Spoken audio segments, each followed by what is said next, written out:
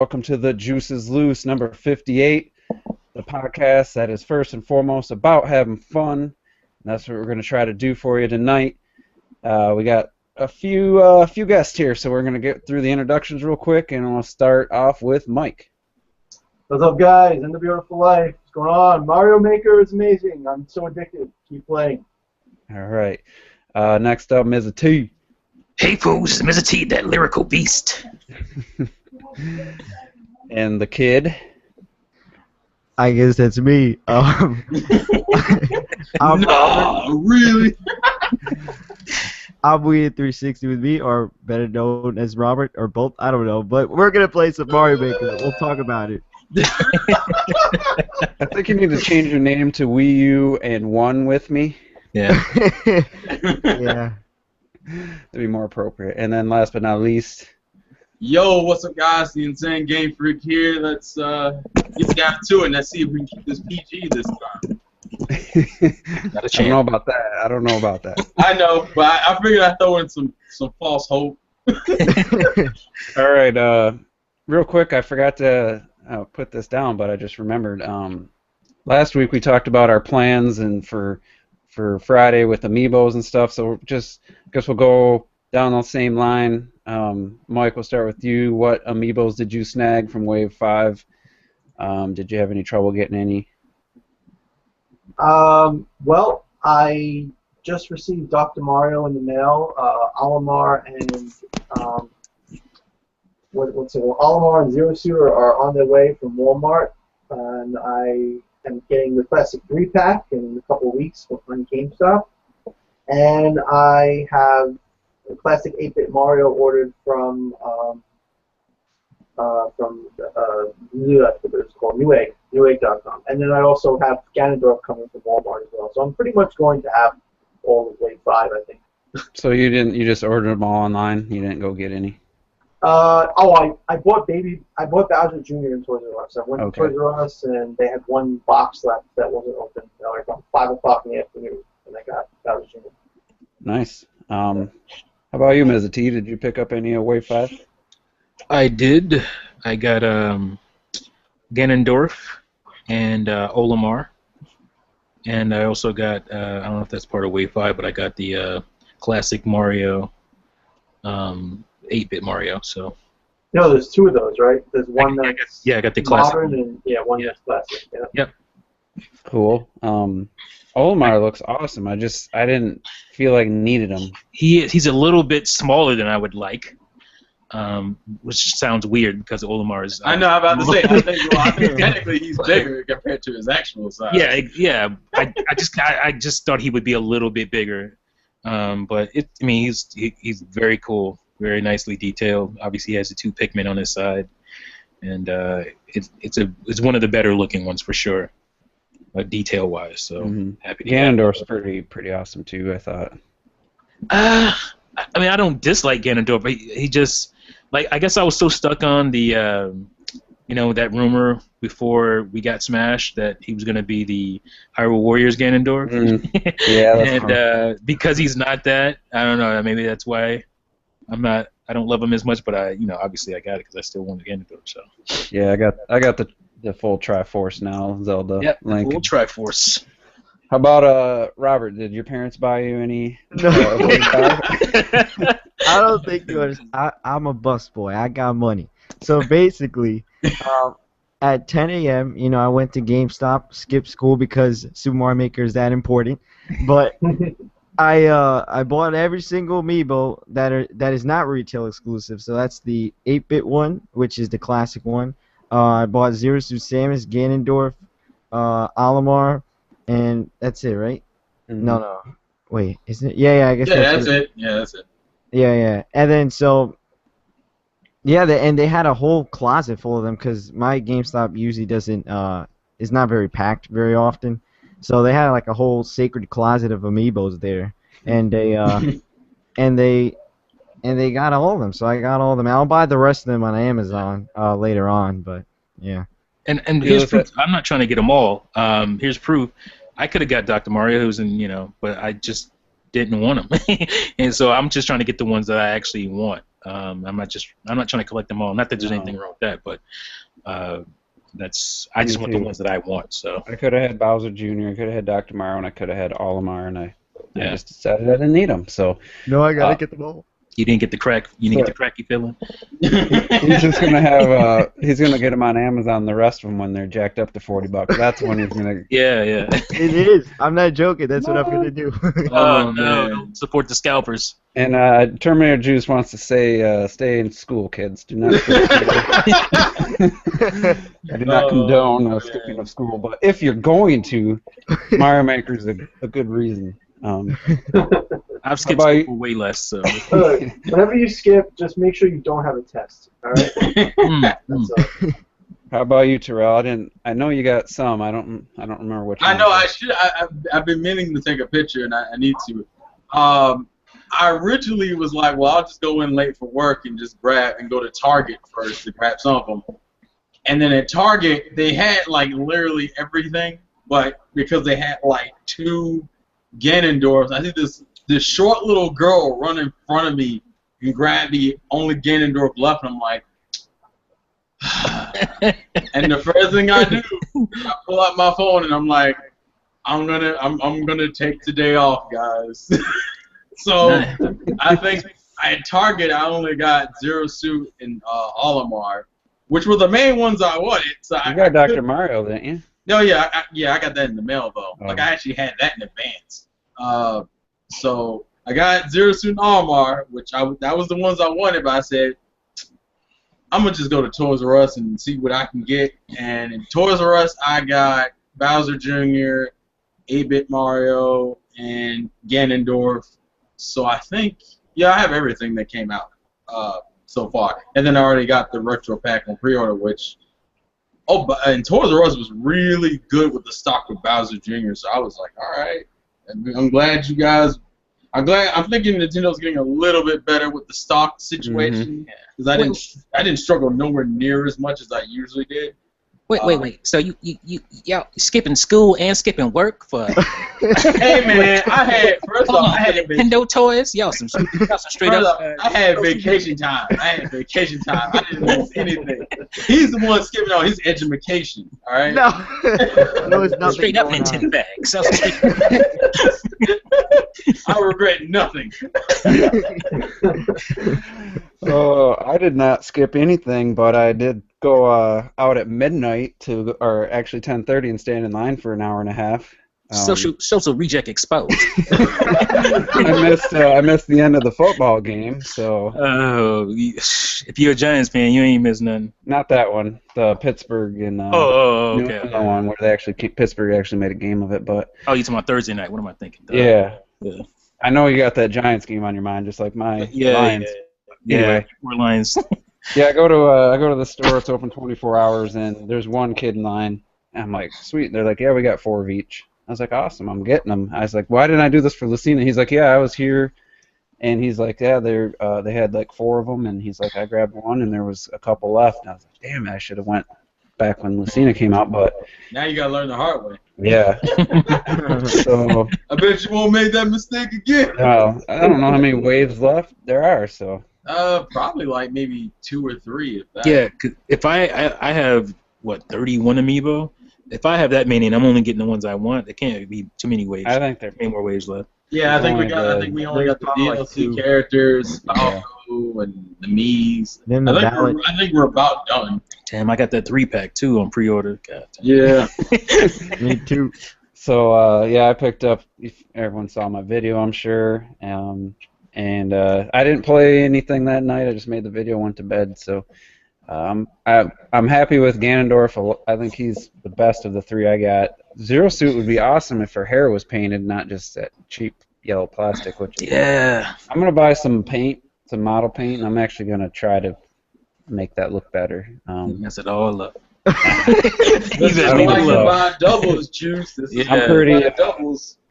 I'm pretty good with that kind of stuff. I had a long history of art classes, and I'm always doing stuff like that. So You gonna make a redhead?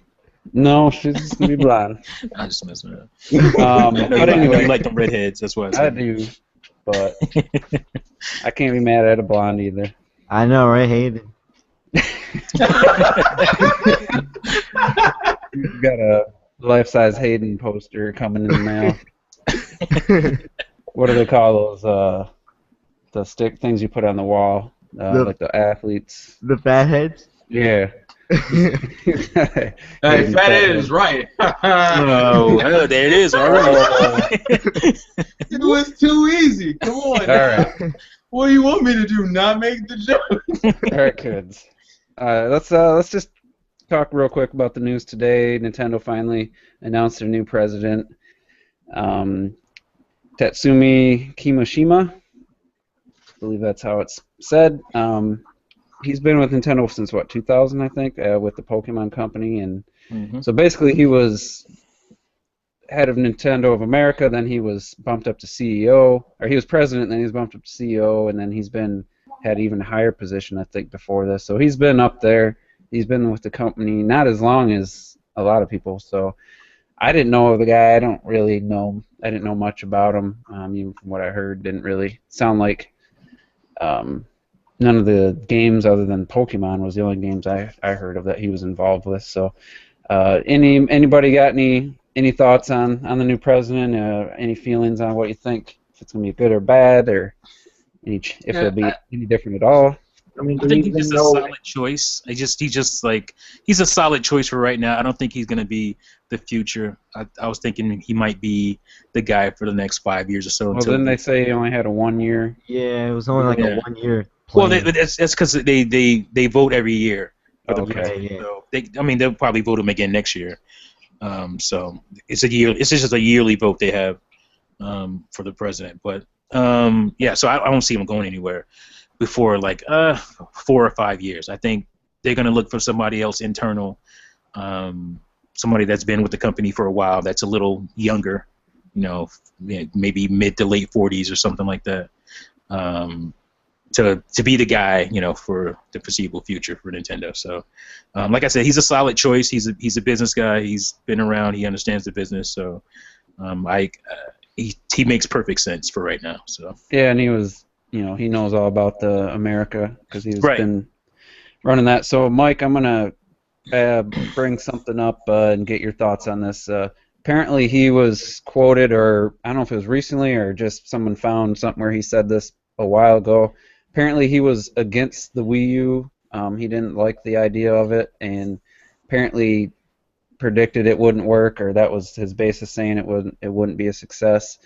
I don't know if you heard that or not, but what are your thoughts on the fact that if he felt that way about the Wii U, what is that going to mean for the NX, and maybe now that he's in power, any potential changes he might make towards the future hardware? I didn't know that, but I mean, the Wii U, I think maybe that it most symbolizes the social aspect, because I think we can all universally agree that the Wii U means like Wii Universe, right? The Miiverse and everything like that. I think that's what they were going for when they went with the U idea.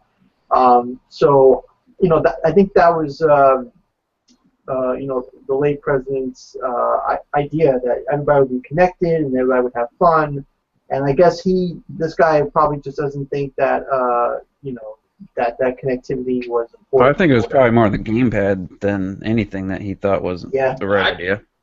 I mean, like I said, there's no way to know, what exactly he didn't like about the Wii U. So I don't think software would be affected in the future of whatever Nintendo comes up with. If anything, it's going to affect the control hardware, like gamepads, things like that, or like I was thinking, maybe he didn't like the entire concept of the system, which was to do something non-Nintendo-ish and really go social media-esque and get involved in all the things that Sony and Xbox have been mastering over the years. So I hope it wasn't that. Because if it was that, then that would mean that the Miiverse and everything might take a hit. Although they could just assign somebody different to oversee all of that, since it's already going and hopefully booming. I hope. But I think that this guy isn't going to be able to make drastic changes to the NX. I think the NX is already locked. and they're not just going to, completely change up the system. So I think the NX is okay, and I think that hopefully the software will define the console. Hopefully this guy will be strong on software, and it'll take Nintendo into a bright future. But it might not even be because of him that Nintendo goes into a bright future. It might be just because the NX is already locked down to do what it's supposed to do, and they can't change it now. It's already almost ready for production. That's a good point, Terrell. I was gonna basically ask you that question. Do you think he's, thrown in the power? I know, like in football or other areas of business, when somebody new comes in charge, sometimes the first thing they want to do is make changes and put things their way. Do you think he'll have the power to do that, or would you think that shareholders and the board could prevent him from making just like a rash change to the hardware? I'm actually looking at the quotes. They quoted him saying about the Wii U stuff and even about what he plans to do, and it's already been stated that he's that he's planning to stick to Iwata's core strategy and philosophy. So I don't think I don't think he's gonna make any real reckless decisions until after the first year. I think this first year will be him just kind of keeping it on course. Nothing really major will change. He probably won't start making any major changes, if any, for the next few years, and that's if he's reelected multiple times. Even and just to quickly touch the Wii U statement, I'm looking at it. The only thing I saw that he said about the Wii U's failure was just saying that it was too similar to the Wii, which I guess would make sense considering it's the only console that seems to be a sequel versus the N64 and GameCube. Mm-hmm. And it seemed like those were all different projects, whereas the Wii U sounds like it's exactly like a sequel. So in that instance, I can understand where he's coming from. I don't think he. And then it also says that apparently he wasn't Iwata's first choice, or he wasn't his favorite choice. But I think he's more of a businessman, and if he was the because apparently he was the North American branches, Nintendo's North American branch from the early 2000s to 2006, so pretty much all the way up until around the Wii era. And when I go back and look at that era, that wasn't a bad era in retrospect. So I don't think he's gonna. To go back to the original question, I don't think he's gonna make any major changes until probably until his later years. This first year, go ahead. And I was just saying, did he also predict the GameCube was gonna fail? Well, that's what I'm saying. He was right there. Yeah, but he has no control over that because he's from Nintendo of America. So yeah, he was on. I don't think he lied. This is actually my first time hearing anything about him. And then the Pokemon Company, apparently he's been a part of that when it first boomed in North America. So that's good.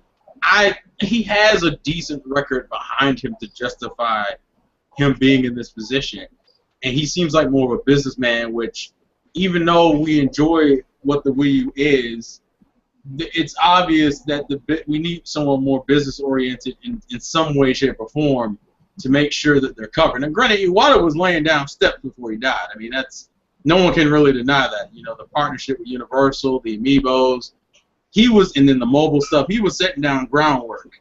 Mm-hmm. I view him more as a positive than a detriment. So yeah, I think he's a positive too. I think nobody would argue that the Wii U initially had an identity crisis like a mug. That was one of the problems early on and I think that's the kind of stuff he might make little changes in, like marketing strategies and things like that. Yeah, most of his changes will be pretty subtle right now. I don't think he'll do anything major until later. Yeah, definitely. He wants to get reelected when they vote again next year. So he's not gonna. Yeah, because apparently the Iwata, was tweaking the Wii U specs right down to right before the production. I remember him saying that they were evaluating the cost versus the performance of going up maybe with more specs, higher specs, and they just trying to find the right balance to keep the price to where it'd be affordable. So there's the NX I doubt is 100% set in stone specs. So I'd just be curious.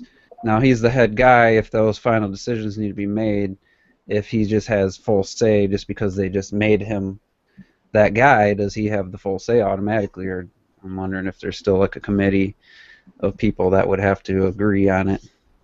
Well, yeah, probably. I would think probably if he were trying to make any major decision, because he's still new, and it's not like his approval rating is through the roof right now. Like, he knows any major thing he does Is going to be criticized. Yeah, like, and it's gonna be Right. one of those things that if it turns out badly, we ain't gonna see him again. Right, right. So I don't think even if he has the ability to do that, I don't think he will, just because he knows the position he's in. Also, it really because we don't know anything about the NX, it's kind of hard to really say what would need to be changed, because then that's going into, well, which rumors are true. You're speculating on rumors. Like, So, that's crazy. Oh man, I just had a thought and it escaped me. Robert, do you got anything you wanna? I mean, I'm just saying that I hope he does good things. I mean, like you guys were saying that he probably won't make any major changes. Not for a while if he does get reelected, but if anything, he is a good choice for now. I think that's really it. Yeah, and just if anybody wants to touch on this quick, I'll just let one first person jump on this. But how do you feel about the people celebrating that it wasn't Miyamoto? Even though I didn't think Miyamoto was a good choice, there's people publicly like celebrating on Google and stuff that it wasn't Miyamoto. Anybody have any thought on that? Yeah, I think that's just because people are afraid that if he becomes the president, he won't have as much time to make great games anymore. So I don't think that's necessarily. I mean, I could be wrong, but I don't think. It doesn't, I think they didn't want him there because they're afraid that he's too old school and they. Yeah. Oh yeah. All right, Miyamoto kind of goes. That's what it is. There'd be no online. Miyamoto's great as a game designer, but like as a business person, you kind of have to watch him sometimes. Yeah. That's not a position for him. He don't fit those shoes. I don't even think he would want it. He probably wouldn't want that, right? So It's like, I Right, mean, that's what I was saying. That that he's more suited to be a game designer, and people would be worried that if he's president or whatever, then he would screw up.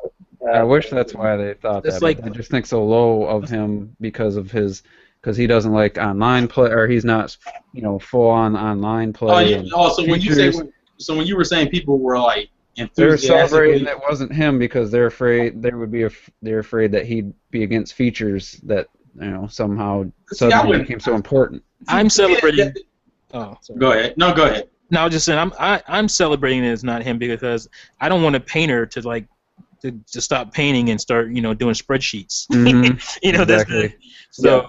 That's why. Yeah, I was going to ask you. Yeah, that's a perfect analogy. I'd rather him be cultivating the new generation, Right. than trying to run the whole damn business. Exactly. Yeah, I just don't think some people aren't cut out for that, and he's an artist. I don't think he's the executive type that would.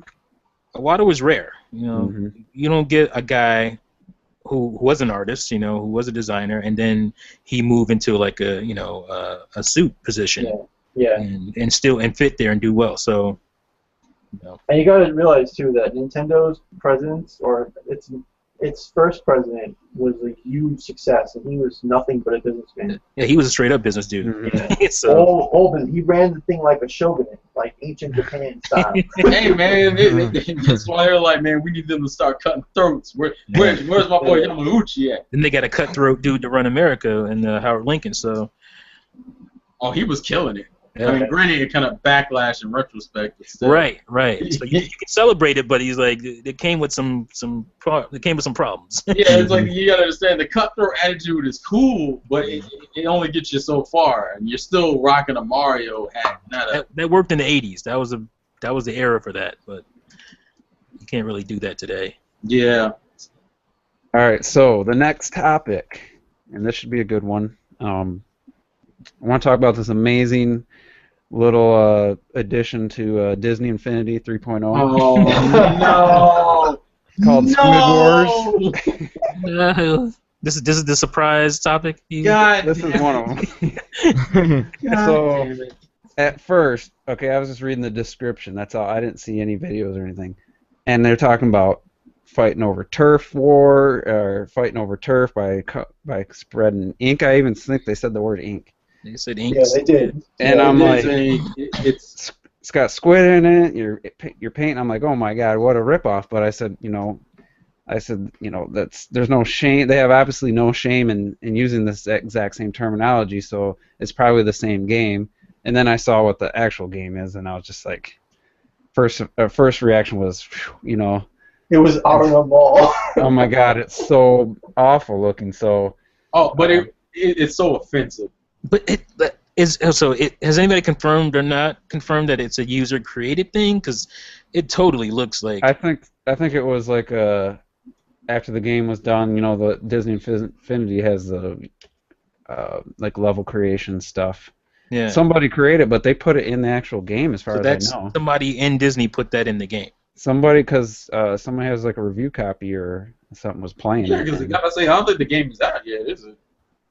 No, it's not. What were your thoughts before you saw it, and what are your thoughts afterwards? We'll start with Terrell. Oh my God! when I first heard about it, I didn't even pay really too much attention until I saw it on Nintendo Everything, and I'm like, this. I first thought it was user created, just because of the way it sounds. Like, there's no way this is legit. And then I heard it was actually legit, and then I went and I saw the video. The video is such an offensive ripoff. It's almost disgusting. Like, they pretty much try to recreate one of the levels in Splatoon. I think it's Arowana Mall. Yeah. That's the level I saw. And then like you see them shoot the damn paint, which is like this. It looks so bad and so cheaply made that I really hope this isn't like a legit thing they're trying to put in the game. And there better be some fucking Nintendo royalties going out somewhere, because that was ridiculous. I was waiting to see a ripoff of see Yoda up there pointing to who won the matches and shit. Like I hate that. Mm. So when I read it, like I said, I was like, oh my god, what a ripoff. But honestly, other than the design layout of the level, it's only a ripoff in the name and the wordage they used. Like the actual gameplay looks nothing like Splatoon. Nothing at all. So Well, it's a poor man's version. that's when I laughed at it, because I thought they were gonna be like spraying ink just like in Splatoon. And so my question, and I'll ask you, Mezza, why would they even use the word squid in there? From what you saw, how the actual game plays, what do you think, other than, I mean, the obvious, but do you think there's any other reason they use squid in there other than just to basically acknowledge it's a ripoff of Splatoon? Yeah, because I saw nothing that had to do with squids in the footage I saw. So that was baffling to me. I'm like, why do they even use squid terminology? It has to be that. To me, this means that Splatoon is even bigger than what I think it is. Mm-hmm. To where Disney feels that they have to, do some buzzwords and put stuff like that into their game that has Star Wars and Marvel characters in it. It's just like, is Splatoon that big to where they felt the need to do that, or they just, there's this group of guys at Disney Interactive who were like, we enjoyed this game that much, we have to do something that has to do with Splatoon in it. But when I first heard about it, we talked about it, or we chatted about it. I initially thought, okay, well, maybe it has to do with the fact that there's a lot of love between Disney and Nintendo right now, that the World Championship they're going to do on Disney XD. And I got kids, so we watch Disney here a lot, and there's been like a ton of Splatoon commercials. Even now, there's Splatoon commercials out there wazoo on Disney. So I thought maybe it was just like rubbing each other's back type of thing. But if that's a good way you're going to rub Nintendo's back, you need to slap yourself. Because what they're doing for you and what you're doing for them is just not cool. So, like I said, that it looked like this would be acceptable for like some indie, low-budget type of deal. But for a game, a big tier game for Disney like Infinity is, this is an embarrassment. It's embarrassing. Yeah, I think they use the terminology just to try to suck people in. Yeah, to I think it's hope that it plays like Splatoon. Anybody else see the video and have any thoughts on it? Yeah, I saw the video. At first, because You know, there's a lot of user created stuff. Like in Minecraft, they even have like a Splatoon thing, but that's user created. And I thought this was user created, but Liliana says like created by the Disney Infinity team, and I'm like, huh? and so and so when I saw it, and I'm like, yeah, this is Arowana Mall, and this is literally just trying to be something it's not, and it was like, come on, like, that's just stupid. I guess in a way you could be like, oh well, I don't know, it really is stupid, but yeah, I don't know, it's dumb. I saw it and it's dumb. Honestly, even if I was like thought about getting Disney Infinity after I saw that, that would change my mind. Not because I know that's not like a main part of the game. The fact that they're trying to get the success of Splatoon and use that the way they worded that, describe that game like it plays anything like that. I mean, you shoot really slow. The aiming looks terrible. Yeah. All you do is shoot and the whole square will fill up instantly with that color, and then you just run to the end. You really don't even have to shoot anything. You can just run to the goal. There's no other players. It's just absolutely not even worth. Doesn't even look like it's worth even playing at all. And then just to try to latch on to Splatoon's success with that as like a Yeah, I mean, it's not even about the fact that they're doing it. It's just how they're doing it. Like, if this was a good homage to Splatoon, I'd have no problem with it. I don't have any problem with anybody copying anybody, as long as like you're copying and you're doing something, good with it. But if you're doing this is this hurts Splatoon for somebody who's never played Splatoon. And yeah, it's more of an insult to it than an homage. Yeah, it's so Mike, I'm going to ask you kind of a different question. This wasn't exactly a rip-off in the way that PlayStation All-Stars was a rip-off of Smash. Mm-hmm. But if Super Mario Maker is a huge hit, who do you think will be the first one to come out with a Maker-style game? It can be a third-party developer, or it could be Sony or Microsoft. If you just a guess, I'm sure it'll happen. It might not be for a couple years, but who do you think would be most likely to come out with a Maker-style game? Don't take mine. I'd probably say Disney, because I don't think Sony has the IP for it, and I don't think Microsoft has IP for it. Like, what are they going to make a game making what? Like, they don't have any franchises that they can do that with. But, Disney has the Marvel characters, and, you can, like, that sandbox thing. So, I mean, I don't see, like, Sony or Microsoft having IP that would benefit from a Maker type of gameplay. That's just my opinion. So Disney's the only thing that comes to mind right now. All right, Mr. T, what's yours? I don't think they'll do it. They should, though, if this is a huge success, which it looks like it is. Rayman Maker. Yeah. Damn it! Yeah.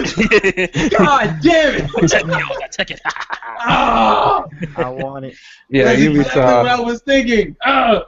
Yeah, Ubisoft and Rayman Maker. That would make tons of sense. But is Rayman even that popular of an IP? Yes. Well, yeah, recent years he's gotten a Fairly lot popular, better. but Ubisoft has no shame. They Oh, hate not it. at all. Mr. Bushido says that Mario Maker's a ripoff of Little Big Planet. Yeah, I was going to bring that up. I totally disagree with that. Never heard of Mario Paint, Yeah, Mario Paint is worse. which Mario Maker uses assets from. hmm Yeah, Little Big Planet is a user created, but it was a new IP from the beginning. It wasn't a maker of a existing IP. Like the game, there was no Little Big Planet, there was no Sackboy before Little Big Planet. So it was a user created experience from the beginning without the nostalgia of an IP. That's what I was saying. Not just there's been level creators done. Yeah, there's been level before. creators for I'm not saying they invented it. I'm talking about taking a known IP and turn it into a maker. That's what I meant. God of War Maker.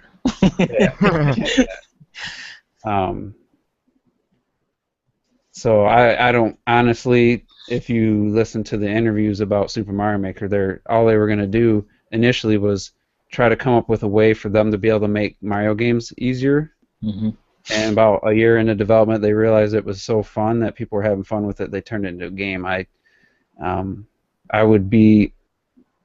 I mean, there's no way to prove it, but my gut tells me that Little Big Planet had zero influence on Super Mario Maker. Oh yeah, definitely. No influence.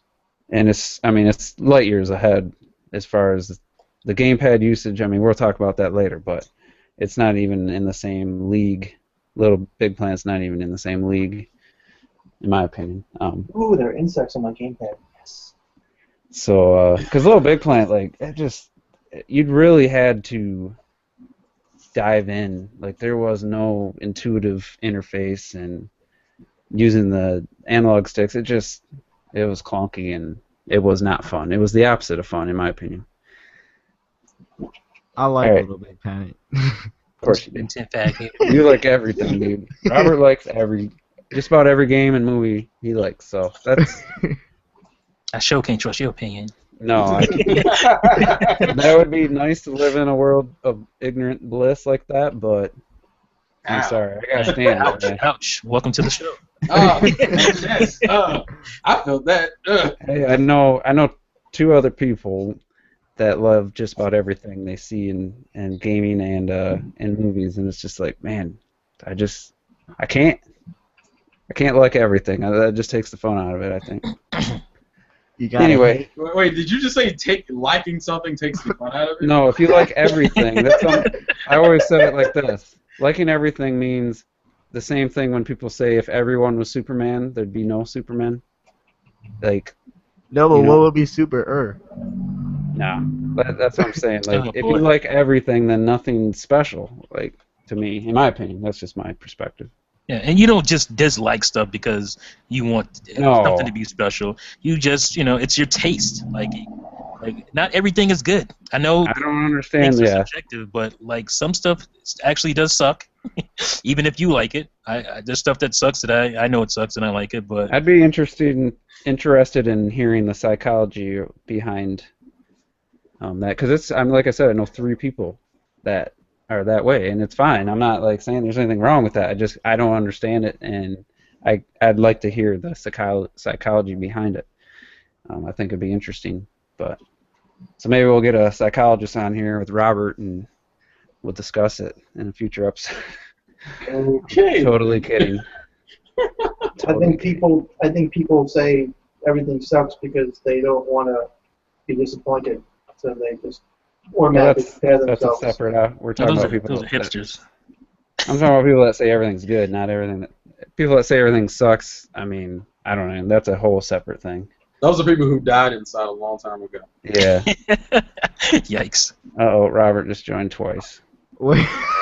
Attack of the Clones!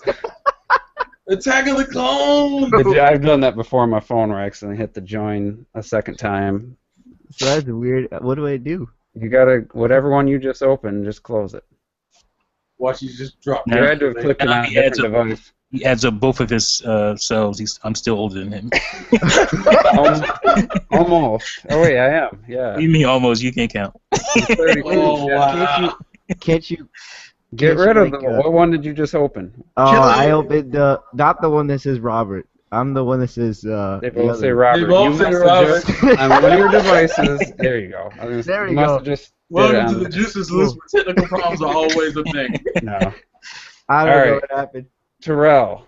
What? Who do you think? Because I think there will be a Maker-like game soon, for next year. Who do you think's most likely candidate to do it? See, and T took the choice I was going to pick, and now I got to think of another. If It was that's a what you easy think, choice, man. Brandon. It was a very easy choice. It was a very easy choice. That's why I was Ubisoft, mad. man, they're trying to recover now that they don't have those. Rayman's like their only good property right now, so They don't Like have I those said- sales anymore. Yeah, because of the 8th gen is the install bases are so small, their games don't sell nearly as much. So the only thing I could possibly think off the top of my head is maybe Sega. Sega has a decent number of IPs they can deal with. they could. I don't think they're likely to. I don't think they would. I'm just saying if we had to pick, they're the only one that really has the IP that can really justify doing it, though. Yeah. But they're Like not- I could see a Knights or a Sonic Maker. Probably a Sonic one Yeah, Knights is dead.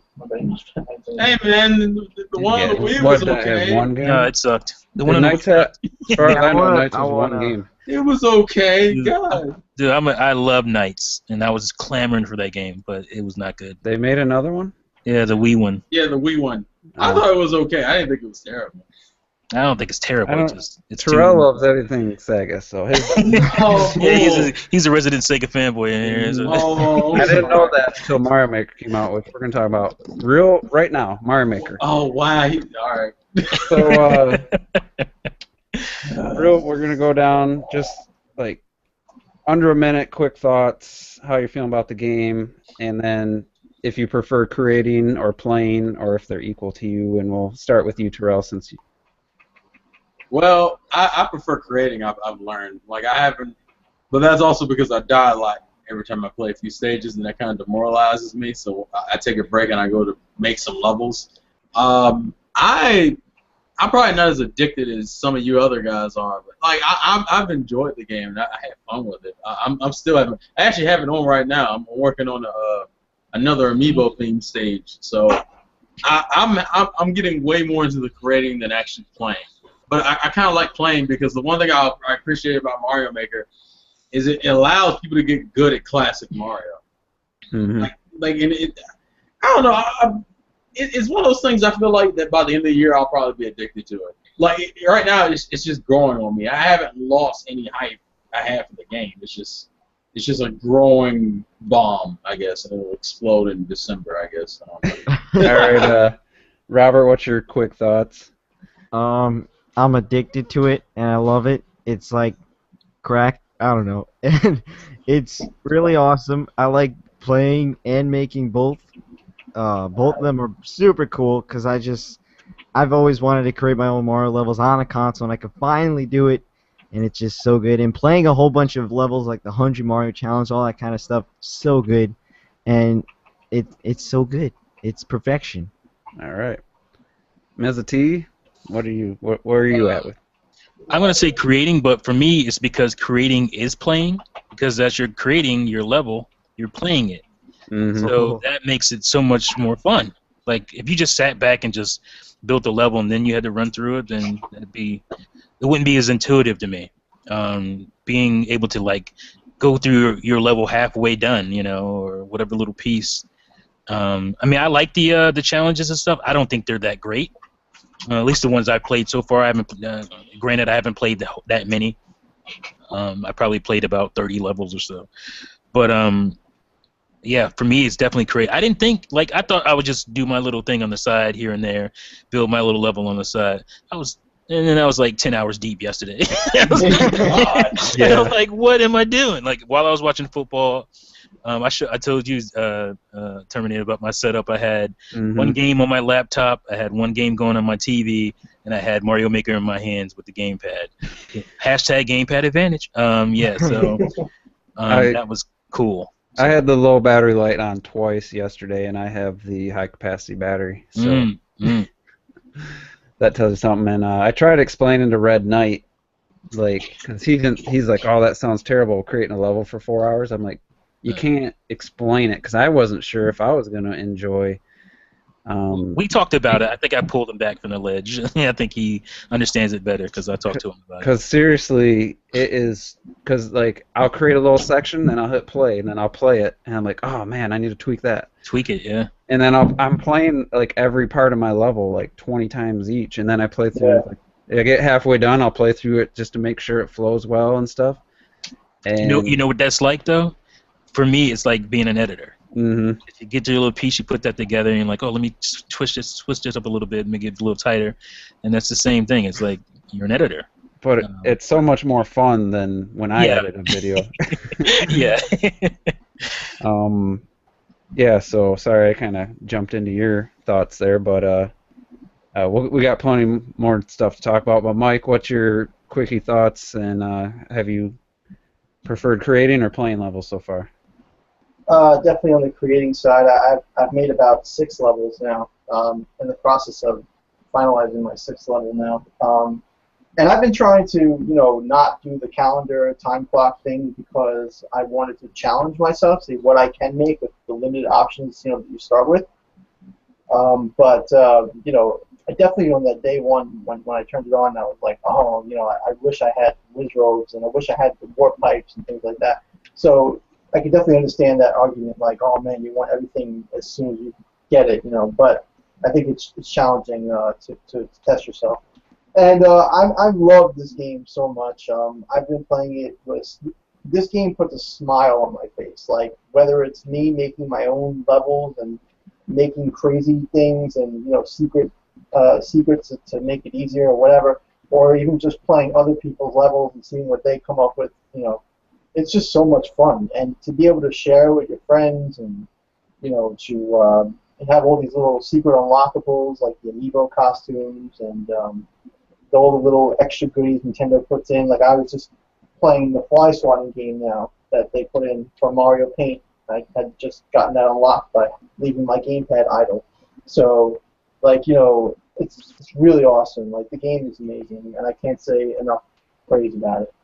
Yeah, I'm right there with you, man. Honestly, this is the best or the most addicted to a Wii U game I've been. I love 3D World, love Bayonetta, love Mario Kart. When everyone's talking about Splatoon, I remember podcasts I was on, everyone's like, oh my god, Splatoon is like crack. And I was like, yeah, I liked it. But after I play it for an hour, I was done. But with Mario Maker, I think the best thing I can say about it is as soon as I turn it off, I want to turn it back on. And I haven't felt that about a game in, I can't even think of the last time I felt that way about a game. Probably, I'm thinking, I don't even know if it was in the Wii era, maybe like Galaxy or Metroid Prime 3 or something, but to me it is the only justification needed now for the existence of the gamepad, and it's the best reason to buy a Wii U unless you just don't like platforming. If you don't care for platforming games, then obviously that doesn't hold true, but for me, it is the reason the gamepad exists, and it's the best reason to buy a Wii U. So that's my quick thoughts. Like a couple of days ago, I put it down. I put Mario Maker down. 2 days ago, I said probably. I put Mario Maker down, and I decide, okay, I'm done playing for the night. And then I'm just thinking, I'm going doing stuff, whatever. I'm thinking, and I look at my Pit amiibo, and I said, I bet I can create an underworld level with Pit. Like Pit, the underworld. I'm thinking like, Medusa, that's Pit's war and stuff, right? So I'm thinking, what kind of enemies would look like Pit enemies, from his game? And then all of a sudden, it's just like, holy shit, I need to put this in Mario Maker. You know what I'm saying? And I made that Pit in the underworld thing, and I made enemies as best as I could to simulate Pit's enemies, and I made Lakitu throw the costume mushrooms to turn you into Pit all the time. And it's just like a sense of so much happiness and fun when you accomplish what you put in your head. When the vision you start out with, all of a sudden it's right there on the screen, and everyone can play it, and everyone can put their comments on it, and it's just great. It's the best part of the game. Yeah, and I think I slightly like creating just slightly more than playing, but like just playing like the random levels, it's fun. The pre-made levels are okay. Some of them are really short, but doing like the user-created levels, it's way more fun than I thought. Most levels, even though some of them aren't perfect or they didn't put a lot of thought into them, it's still getting to the end of the level and beating a hard level or something still rewarding. So, Mike mentioned the unlock thing.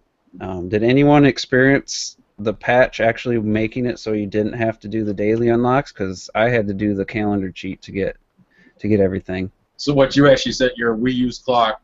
I had to because actually they did. The patch did change. But I had to look up a YouTube video to see how it changed. Apparently, what you have to do is it'll still say that you'll get your stuff the next day, right? Mm-hmm. What you have to do is you have to make a level that goes all the way to the goal, like make it as long as you possibly can, and then max out all your blocks. And when you max out all your blocks, you hear the Bowser noise, and they'll be like, "Oh, your shipment came early." So essentially, yeah. So like it works, but the game, like the patch does not explain it well. But yeah, that's what you have to do. Yeah. Make a That's level. pretty Sounds changing the first. clock sounds quicker than maxing out the blocks because that takes a long time. That's a lot of work. No, it didn't take me that long. That's what I ended up doing. I remember when I was like, oh, I'll just wait. No, I gave up on that last night. I was like, you know what? 10 hours in, you ain't gonna wait. I said, you know what? Let me just sit here and let me just do this, and you can get everything in the game in like I think an hour. I think it took me like an hour because I just all you got to do is just wait until the pop-up shows up, max out all the blocks, get your shipment, and then just do it again. Yeah, it's just over and over and over. Just do that. I think it's like 5 or 6 times you got to do it. Then you have everything.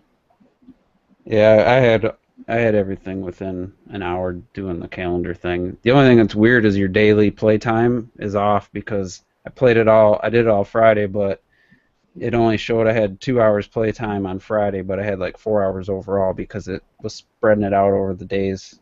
And then I reset the calendar back, and it kind of got rid of those days. So it's I don't know. I needed Super Mario World because I've been playing the level for 3 months, and I needed the Super Mario World theme, so I didn't know about that other way with the blocks. I thought it was because I turned my Wii U on right away, put the game in, and hit start, and it didn't download the update. So I actually started the game before the update. I had to get out, turn the Wii U off, turn it back on, and then the update took effect. And I thought that's the reason. I already had a save file going before the update. But either way, I got through it. Wasn't that big a deal, but I definitely wanted those options right away. So I knew about the cheat almost immediately after they announced it, so I wasn't worried. Some people were making a bigger deal out of it than it needed to be. But yeah, I definitely glad that I had a way to get all the stuff on the first day. So, all right, so let's talk about kind of the creativity. You've seen people make levels so far. We've been seeing it with the preview and review builds. Game Explain had a video today. They highlighted somebody made a Zelda level, like from the original Zelda, for the first dungeon in the game. And it almost looked like a top-down. The way that they designed it was, so brilliant. I don't know if everyone here saw that, but I just, to me, that was the coolest thing I've seen, where the guy actually pulled it off. It looked like a top-down perspective, and it worked. And it must have took, I don't know how many hours that dude spent, but it was really well planned out. So if anybody saw that, I think Robert, you said you saw it for sure. Yeah. What did you think of that, and have you seen anything else that was really creative that you couldn't really believe that they pulled off in Mario Maker? Yeah, that Zelda level was fantastic. Like you said, it really does look like it was top down, even though it's 2D. And the way they made the pipes to make it look like you're entering a whole nother room, like the top of it, was awesome. And the final boss with Bowser, it looked really cool. And I thought that Zelda level was easily one of the best looking in the game that anyone has created.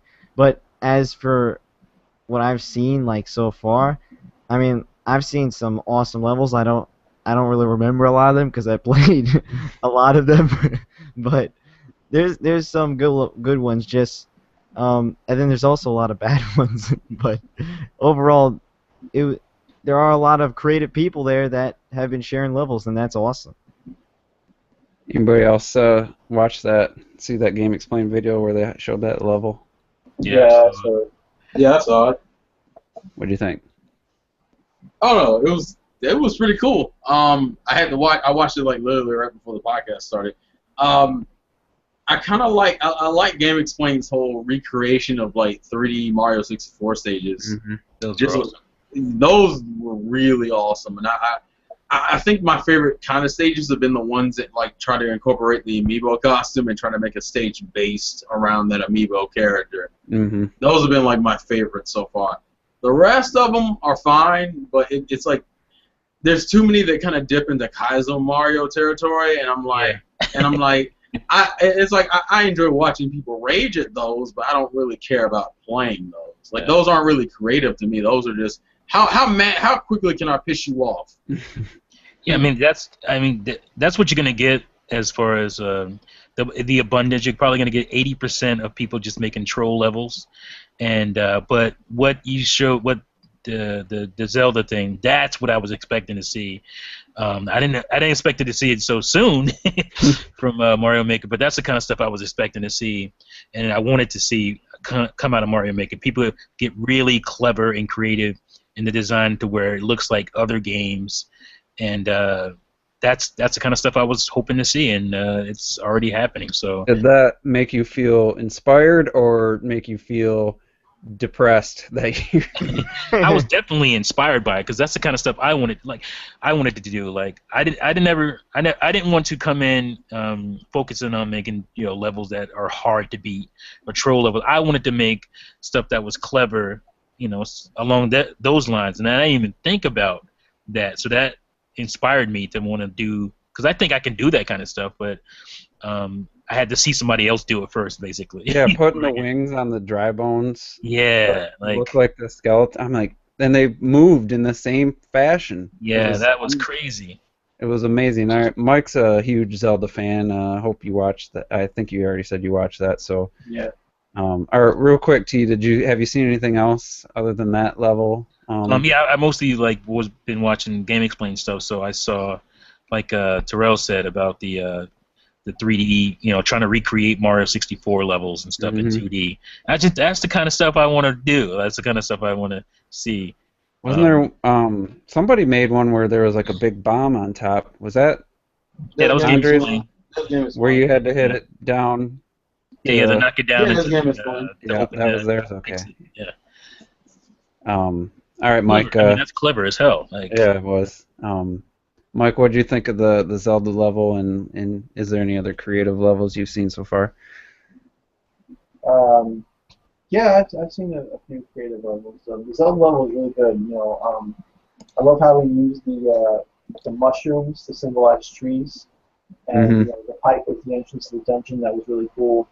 I really like, so you basically use the sub-world of the dungeon, which was cool, because, it's fitting, you would think you need to use at least two worlds to get that full dungeon feel, but you condensed it all into one world, which is pretty good. Well, anytime you go through a pipe, you're actually going into the level. You got 1 and 2. You got the main one and the sub one. Right. So, but he made it look like, because Andre said, even though the top of the screen he only had a few blocks, he still filled it in, so it looked like you were just going into that next room above you, even though you're being transported to actually the other sub level or whatever. It was really, really creative in that aspect. Yeah, and just the way he designed it, where if you when you went to the dungeon, there's always multiple paths. So he designed it where you can go 4 different ways. You got to get the power up to go to the left side. So it was kind of like getting a key for a door, so that you wouldn't get stuff. So it was cool. It was a great concept for the whole thing. And then of course we talked about the Metroid one, where that guy designed it where you had to get a power up in each area to advance to the next area. That was really sick. I really loved that one. And then like Andre's stuff where he recreates the levels, and there's some really great game design out there. That people might be finding creative talents through this game. You know what I'm saying? So this game is really, really good. With me, I get more inspired by like concepts than I do like visual style. Like I think you yourself, you like the visuals, the scenery, and like you look at level creation to a different way. With me, I think of a concept in my head, and then I think of the tools that I have and how best to utilize it, and then I basically create from scratch. You know what I'm saying? And then the idea just keeps growing in my head. But I think you and maybe even some other people in this podcast think that like, wow, like that's the kind of levels I want to see. Like those kind of levels, like the Zelda level, I don't think I would ever even comprehend doing something like that. The stuff that I comprehend is like, just something that I can grasp, and then I want to tweak it and mold it into how I see fit concepts and topics, in my head. That's how I create. So I think it's cool how everybody's got different styles of creating and different styles of perception, and I think that's what makes this game so awesome. Yeah, because half the fun for me is like if anyone played my underwater level, she's a squid now. Like I had the basic layout. It was just blank blue background, and I'm just like that's just not working for me. So I started just using the platforms, but I would drag them out of the screen, so only the bottom half, so it kind of looked like seaweed and stuff. Mm-hmm. And I literally went through my whole level and just added those types of touches just to make the level look interesting.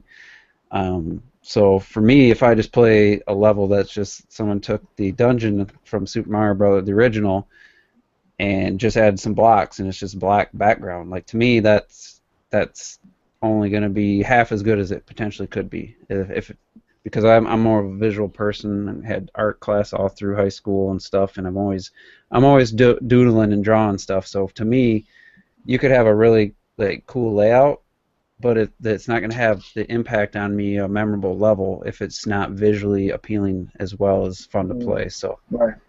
that's where I come from when I'm like looking at a level and kind of grading it in my mind if it was good or not. I like the visual flair on top of a good idea. And one of the coolest ideas was actually in the pre-made levels. I don't know if you guys have played it yet, where Bowser is hooked to one of the rails, moving backwards. Mm-hmm. Yeah. You're moving towards him, he's moving away. Like I didn't know you could attach enemies to that rail, and it made them move. It was really cool, and that kind of inspired me to try to think of something like that. So. Let's see. All right. Anybody have any revelations like before the game came out? What you thought it was going to be? That once you got it in your hand, like a light bulb went off in your head, or a level someone you saw or played that just was like wow, and you had like this moment. I kind of had a couple. One was thanks to Terrell. Which I think he bought Mario Maker just so he could put Sonic in a good game. Hey, wow! How could you? my revelation was this is now the second great game that Sonic's been in. The first one being Smash Brothers. Wow! Nintendo makes both of Sonic's best games, so. Ouch. It also has the worst in your mind technically. What? Sonic Boom.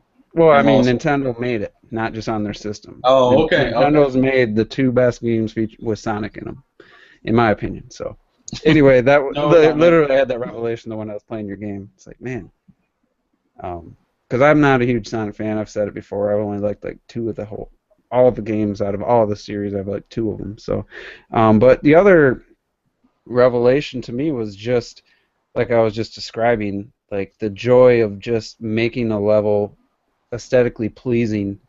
I didn't think I'd even be thinking of that. I thought I'd just make a level, make some enemies, I didn't, but it just kind of hit me like something came out from way back when I was taking art class. I almost every year I had a couple different kind of art or design classes, and it just like it came back after almost 20 years, 17 years, and it was just like wow, I did not think that this could be that fun and that entertaining to do this and to actually make a level and actually take the time to make it look visually appealing. So I don't know if anybody has anything like any moment or anything that kind of popped with them, but feel free. Not really. No. Nah, I'm good.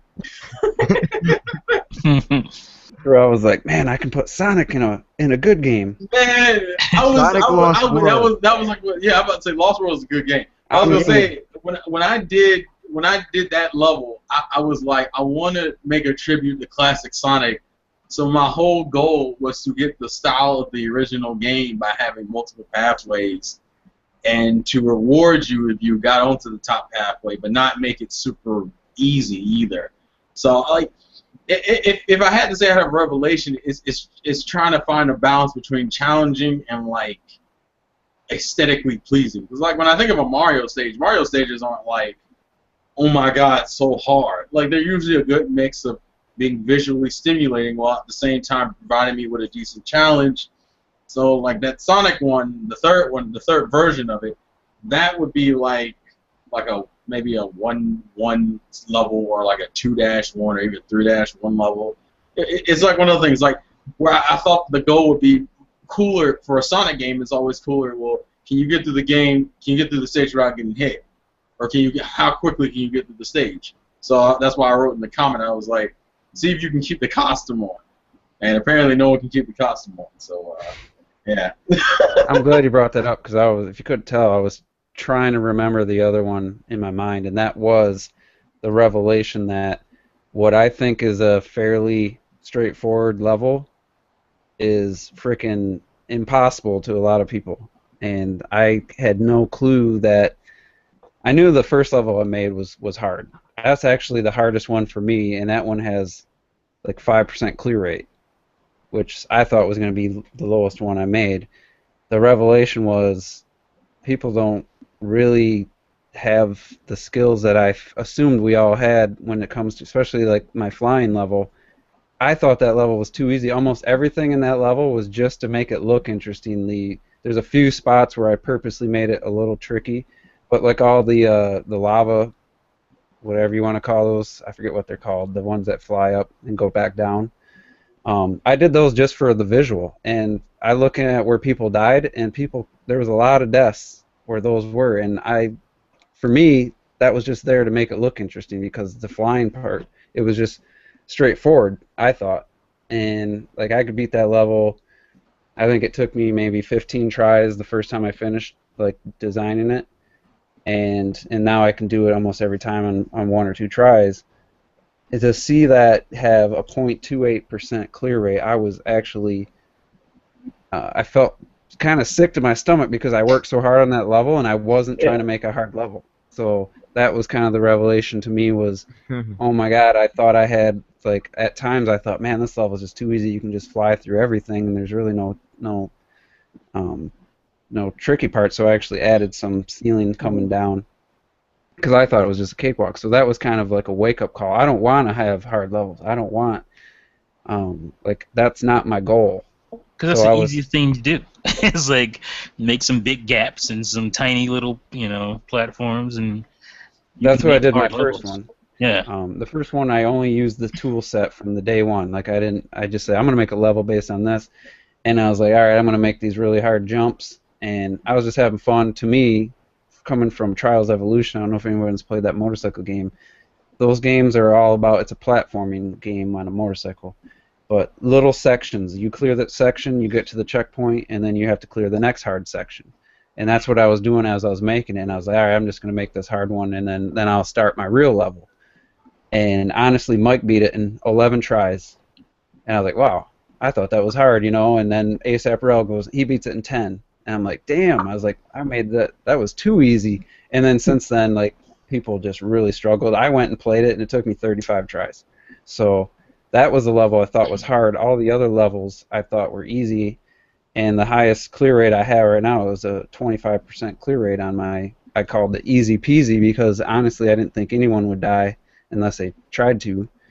And so I guess I've been going on long enough, but for me, that was amazing to me, like, what turned out to be hard for some people when it was for me I thought I was just kind of making a cakewalk with my flying level. I gave it the hard part in the beginning. I thought it would just be, I just thought, usually like when you think you're good at a game like Smash Brothers, Mario Kart, and then now that they're online you realize you're not that good. Nope. I figured I was just an average Mario player and that I would realize that everyone would just easily beat my level. So that, like I said, that was a shock to me. Real quick, how do you look at how many times a person tried your level? Because when I look at the thing, all I see is whether they have a flag or not. Like you had to click the specific level, and then it shows you more details on it. I could only do that because you and Rel were the first two to play it, and you were the first one, and it said 1 clear, 11 tries, and then when Rel, it was 2 clears at 21 tries. So I just put 2 and 2 together there. Oh, okay. But I don't think it breaks down each individual's how many attempts. Oh, no. Yeah, that's what I was confused about. Okay. I had a similar slightly less revelation to that too. But like I put a lot of effort, for me anyway, into Pit in the Underworld and Mario. Not really Mario U Underground, but I tried to make those levels, right? I didn't try at all with 1-1 Fun, and 1-1 Fun has the most stars and the most people playing it. I thought that was like a garbage level. It was a small, 1-1 level. I put some fire, I put some piranha plants, and I put like a jump, and a small jump with trampolines to the thing. And for whatever reason, that's the most popular one that I have. And I was like, what? I Like, wonder that's- I wonder what makes it go into the 100 Mario challenge. Like, it tends to be short levels, it seems. I think they just choose. I think it chooses the shorter Well, levels. you know that they have the easy mode, so you can choose easy or normal. And I think Mhm. after you finish doing normal, I think hard gets unlocked too. Expert. Expert. Yeah.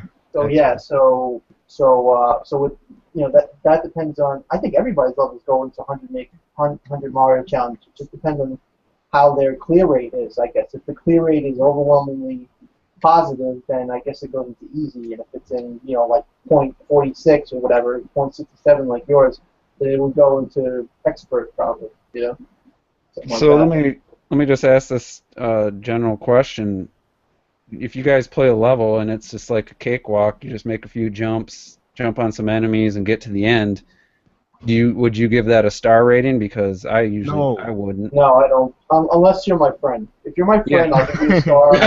so, I give so to get Yeah. stars for Mike, just be his friend. Yeah, I give Exactly. like my core group of you guys and people that are always interacting on Google and stuff. I'll give their level like Yeah. no matter what. But I find I'm not getting a lot of stars. Even people that completed my Art of Flight level, I've seen like 5 people completed it without giving a star. So obviously they didn't either just don't feel compelled to do that, or they didn't seem to Yeah. like it. But um, I think it's about being compelled because it's hard to get people to, hit the like button on a YouTube video. Mhm. So it's no different. I think it's just. And And this, Meza T, why don't you give us an update? You've been working on a level. You said you were using graph paper ahead of time, and so what's the process yeah. like? Well, my for you? problem is that I didn't understand like I was telling you earlier, the whole process of unlocking. Mhm. I guess I just didn't care enough to pay more attention. So there's stuff I want to do that I haven't been able to do yet. Now that you guys broke it down for me here, I'll be able to unlock everything sometime tonight, and then I can. But yeah, it's coming along pretty good. Like my thing, like I said earlier, was I wanted to make traditional style Mario levels, but really clever with secrets and stuff like that. So that's where I'm going. Um, and so yeah, they're coming along. Sometime this week. Like I'm a busy dude, so. Well, how did what you had planned out versus what you were actually able to do? Because I had this idea for my flying level with Bullet Bills at the last section chasing you the whole time, but they move so slow Yeah. that I couldn't use that. So have you run into anything where it didn't work out the way you thought and you couldn't use the Yeah. idea? Well, most of the stuff that I drew ahead of time was just like platforming, like platform stuff, where I Mhm. wanted platforms to be. Um, I didn't because I didn't have the tool set, ahead of time. Wasn't thinking too much about that stuff. But now that I do, have more tools and I'm gonna get the rest, I can think about that more. And because I mean, I know like I said, I want to do secrets, and I haven't realized how much you can actually do. Um, like little workarounds, like the guy did in the Zelda video, the Mhm. Zelda thing. I'm like, man, that just opened me up even more to doing these cool workarounds that I'd never thought about before. So it'll be it'll be more tweaking. Yeah, I've put in the Art of Flight level on the outside, the middle part where you're actually outside, because the main area is the underground split in half. I use the bottom and top part of it, but the middle area is outside, and I actually put a door underneath one of the platforms that you have to use what I thought was going to be the only skill flying part to get down just past the chain chomps, and you pull up. And there's a door that takes you to like a secret area that just I took the time to write out a message in coins, and it actually takes you all the way to past Bowser on that level. And I put the door invisible at the end, but you can't get to that. You can only there's no way to get to that door without going through the other door. And I thought it would entice people, but what turned out being people were just so frustrated with the level that not one person seemed to even acknowledge that. So I actually put a challenge in one of the messages using Miiverse. I said, can you find the secret door or what, something like that. And so I put a little extra time into something that isn't probably ever going to be used. I think one guy, Jason K from the UK, he's really good at Mario Kart, so he seemed to be good at Mario Maker so far, and he actually went through the door. So, but I had to point it out first because I was hoping people would see that door and say, man, I'm going to find out where the other door is. And so I spent a lot of time on that, and it turned out I've learned now that it's really not that appealing to people. They just want to be able to beat the level. So. Well, I mean, the thing is, the door is in a scary place, so you don't want to go to the door because you're already freaking out over the level. You don't want to give yourself, But it's actually because you said you're getting stuck in that area, and like if you could have made to that door, you could have bypassed one of the harder parts, I thought. The thing it's like it's under a whole floor of ice, and it's not like the getting to it is actually clean. You probably have to glide to it. No, you have to fly into it just over the chain chomps. You have to just dive down and then press back and you swoop up perfect. It's not easy for people. There was a really hard part in the actual Super Mario World where the bonus area, the key secret exit, you had to fly. You had like an inch, 2 inches above the bottom of your screen. And you had to just barely fly under that, and if you flew up too high, you went up and you landed on the platform, and you couldn't get back down. And it was like, it felt like about 3-4 screens worth of distance, and then you had to pull up at the end. You had to actually pull up enough to get up there and put the key in, and that was my inspiration for most of that level. Was that moment of me achieving that when I was back in '92. I always remember that level, and so that's kind of where I got. They didn't put keys in this game too. There's a lot of things that I wish they would put in, but so we got some questions here, and but before I'm gonna ask 2 questions before we get to the Q&A from the user or the viewers, and I'll let 2 of you answer the first question, and then 2 of you answer the other question. So, Mike, what do you think? Is there a future for Super Mario Maker? Can they make sequels, or do you think that they could just re-release this game maybe on the next system and it just become a staple game? Or do you think they could do they have any way to make a sequel or series out of this and keep it Mario, or could they just make another game series be a Maker series? What do you think the future is of Mario Maker? I mean, they could do Super Mario Maker 2 and make it, Paper Mario and other games like Mario Brothers 2 and whatever. They could do that if they want. There's like over 200 Mario games, I believe. Maybe that's less if you don't count. Maybe that's only counting the games Mario. There's only about 2D platformers. There's only like 8. Yeah. Okay. So yeah. 10 with the Game Boy ones. Yeah. I mean, if they if they wanted to, they could release another game with different Mario levels. But I would just say make DLC. Make DLC of new skins and new items and things like that. Seems to be, to me, the most logical future of Mario Maker. Is just, what about with the next system, though? What would they do with the NX? Do they need to have a Mario Maker game, or? Well, again, we don't know what the NX is. If the NX is a console or isn't a console, if it's a device that bridges consoles and handhelds or whatever the heck it is, then they might not need to do anything with Mario on the NX. They might, but if the NX is a new legitimate console by itself, then, maybe they would just put it on an eShop kind of thing, and put it on there like that. That would make sense to me. Robert, what do you think? Do you Okay, think they so could make another Mario Maker, or would they have to make it a different IP, like Donkey Kong or something? I think people are not thinking of this, but I've wanted this since I played Super Mario Galaxy, which again was only, what, 8 years ago?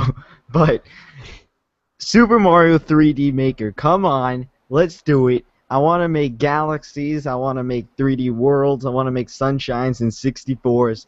I want that, and I think everyone would want that. That's the next generation of Mario Maker. We get to, and with the gamepad, you could draw the shape and it turns into 3D. Imagine that. That'd be cool. So, you could do a lot of things with Super Mario 3D Maker, and I think that's what they need to name the title. That's what it's going to be. That's the next one. I guarantee. Start with Mario 64, then go into the Galaxy, then go And into Sunshine. yeah, Well, Sunshine. Problem is the gameplay is quite a bit different. Like you couldn't have Sunshine, elements wouldn't just like you wouldn't be able to swap easily from Yeah. 3D. And I just think you guys are. I think we're two generations away from that even being practical. Yeah. I don't know. I think it's practical. Project Spark can do it. I think. But If to we make it intuitive, where it's people can actually enjoy making a 3D level. Yeah, like with the gamepad, like I said, you could maybe draw something, maybe it'll turn 3D, and maybe you could put like a line through it, have one half say it's gravity, the other half not gravity, and that could be a galaxy sort of thing. But once you put into Sunshine, you can't use the gravity mechanics. Sort of like how Super Mario Brothers only has a specific thing, and one has only the cape, and one doesn't, like sort of like that. And I think they could totally do that. And oh my God, that's what I want. That's what I want. Well, you know what they could do? They could just make a Maker game based on one game. Like, they could make an entire Maker on Mario Galaxy. This way, you don't feel like nothing is left out. You get every enemy, every item, every ounce of space you can get to make planets and whatever. So, like, they could do something like that. They could release that a year later and be like, since Super Mario Maker was so successful, we know you guys love to create Mario levels. Well, now you get the ultimate Galaxy experience, Yeah. I mean, that would be cool, but I honestly don't think making a 3D Mario game would be fun. I just think it'd be too much work. But anyway, for your sake, I hope you're right. Mizuti and Terrell, here's the question I have for you guys. Since I couldn't ask this to Robert, but we'll go to Terrell first. Is Super Mario Maker, was that a good way to celebrate the 30th anniversary of Super Mario Brothers, in your opinion? Yeah, that's, to me, what's the best way to celebrate who and what Mario is and what it's done for Nintendo and the gaming industry? Take the most popular Mario games and allow you to make them from scratch. Like, the only thing that'll make it better is including like Mario 2 stuff in there. Like, for them to keep supporting this game like they've supported Splatoon, that would make it truly great, and maybe like end the year off on some like high note. But I think this was a really good way of celebrating. I think this is a quality Mario experience, and I think it's earned the right to be the 30th anniversary game. All right, how about you, Mr. T? And also want to get your thoughts on the little booklet that came with the packaging and stuff, which I've looked through twice, and it's really, really awesome. You think this was the best way to celebrate the 30th anniversary? Yeah, I mean, I don't really see what else they could have done. I mean, they could have gave you a compilation disc or something, but they've already kind of done that quite a few times with the Mario 2D game. So this is the best that they could do, and yeah, I mean, the Mario 2 stuff, that would have totally broke the formula in this game, because it's kind of a totally different game. So.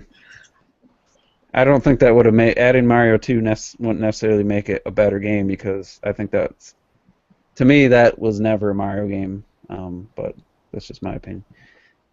It had Mario in it, but it never felt like a Mario game to me. I never actually even beat the game. Just wasn't into it. So. It's on Galaxy? No, Super Mario Brothers 2. Oh, 2. Which it wasn't. They just added Mario, kind of like Star Right, Fox it wasn't Adventures. a Mario game, but it was still really fun and cool. Yeah, it was Doki Doki Panic, and they switched it over here. I didn't care for it enough. I played it like a couple hours. I even. I love Doki Doki Panic Mario 2. You know what, Just wasn't- Doki? I might like it now, but I could never get into it. I've never even owned it. Well, we got some great enemies from the in the Mario. Yeah, a lot of the enemies that we I have. want. Yeah, but I say I want to put Birdo in the level, and I want to put Wart in the level, See, I don't know who Birdo is. Shy Guys. Shy Guy, all the Shy Guys. That's Okay. and Mauser. Okay. Bowser was Mauser needs a return. But And you're talking Bob-ombs. about they're Bob-ombs. good enemies, but those Bob-ombs characters have appeared in that game too. Bob-ombs. those characters have only appeared pretty much in Mario Kart, though. Really, like I've never seen the Shy Guys anywhere else other than Yoshi's Island in Mario Kart. But anyway, let's get on to these questions from the viewers. And King Grapachi, I do want to. He has the first question. He did that. Mizzy and him did a podcast. I'm forgetting what you guys were initially talking about, but he said that. Oh, you want me to tell you? The bias one. Yeah. He says that he loves platformers, and that he can't ignore Mario Maker and Yoshi. He's going to buy a Wii U for the third time. Dude, if you like platformers, you got to get Mario Maker. Like, it is a platformer's dream come true. In my opinion. question is, why get rid of a console? Why even get rid of a console that's known for that genre? I know. I don't want to get into that part of it. Oh no, I'm just saying as of just on a personal level. Like, it's like, dude, what were you doing? Unless you need the money, what were you doing? I don't agree with trading in a console no matter what. Well, I think you need to make better decisions. That's what that would have been my response. You shouldn't have got rid of the Wii U the first time or the second time. But yeah, this game, like I said, it is the only justification needed. What's going on there, T? Oh my god! Mario Maker King, go buy the Wii U bundle at a Walmart with Mario Maker. Hey man, you get a free Amiibo too. And by Sonic Lost World. What? Amazing game. So he asked how does finding levels from the community and friends work? Yeah. Well, unfortunately, you can't just go to your friends list and say friends levels. Yeah, that's dumb. That is an oversight. But if they're truly your friend, all they have to do is give you the code for one of their levels, and you type that in. It's real simple to type in the code, and then you just follow them. You click on their name, and then you click the little heart shape and that's how you follow them. And then you can always see their levels. You go to Makers, and you see all the people you're following. So, but it is kind of lame that you can't just pull up your friends list and see, okay, Mike's made a level. I'm gonna click on him and follow him. So that's a little iffy. I do want to bring up one thing, because also you got the notification system, which I love. Mm-hmm. The whole thing where you can be notified when someone plays your level or comments on it. This game in itself is maybe really wish that the Wii U console had this set up in terms of notifications. Because if it was just something like that, where it's like this thin little bar at the bottom of the screen that goes, somebody's messaging you, or somebody's adding you, someone just added you as a friend. Like, this was the game I was like, man, why doesn't the console have this notification? It should have that stuff. Because I feel like literally they could take almost this exact notification system and just throw it in there and have the same settings where it's like receive or don't receive notifications. Mm-hmm. As long as I don't have to see a notification every time someone turns on their Wii U. The flashing blue light's annoying enough. Well, you can turn all that stuff off. Yeah, if I could turn off notifying me when someone gets online, I'd be happy. I don't need to see, like, literally, I had like 20 friends online Friday, and like I don't need to see them as soon as I turn my system, like the Xbox, go through the list of all my friends that are online as the system's booting up. I always hated that about the 360. Yeah, the PS3 has a similar problem. I hate that too. So, but yeah, the on-screen, the notifications are cool. So-and-so played your level, or that doesn't happen while you're playing the game, but when you're in the menu and when you're creating a level, they'll pop up. So, but yeah, that you got to get that game, King. Yeah, what if you like a big YouTuber and you like all your fans and subs want to play your level, and you sitting there. Yeah, like, it doesn't make a noise, thank God. Yeah. But yeah, it does. It doesn't give you everyone. It'll like 5 people have played your level. Like it. You'll know when you create a level. Yeah, it'll start generalizing. You don't get like every single action. It'll take a summary. Like 10 people played your level. Next time you turn on, it'll just say like 10 people played your level. So yeah. it's pretty nice. And the code system, it's simple enough. You only got if you're gonna. And you only got to do it once. Yeah, Well, if you follow them, then you don't have to do that again. It definitely took me back to the NES days when you had to put in this long ass code. But it's so much easier to enter it with the touch. it's a bit better. Oh, of course. Oh yeah, it's definitely better than using a NES gamepad to do it. All right, so Island Hopper, he just says 16-bit Sonic Maker from Sega. I mean, I think Sonic fans would like that, and Yes. I'd actually be for that. So, Hard 25 Sonic Maker for 25th anniversary. Oh yeah, he does turn 25 next year. I forgot about that.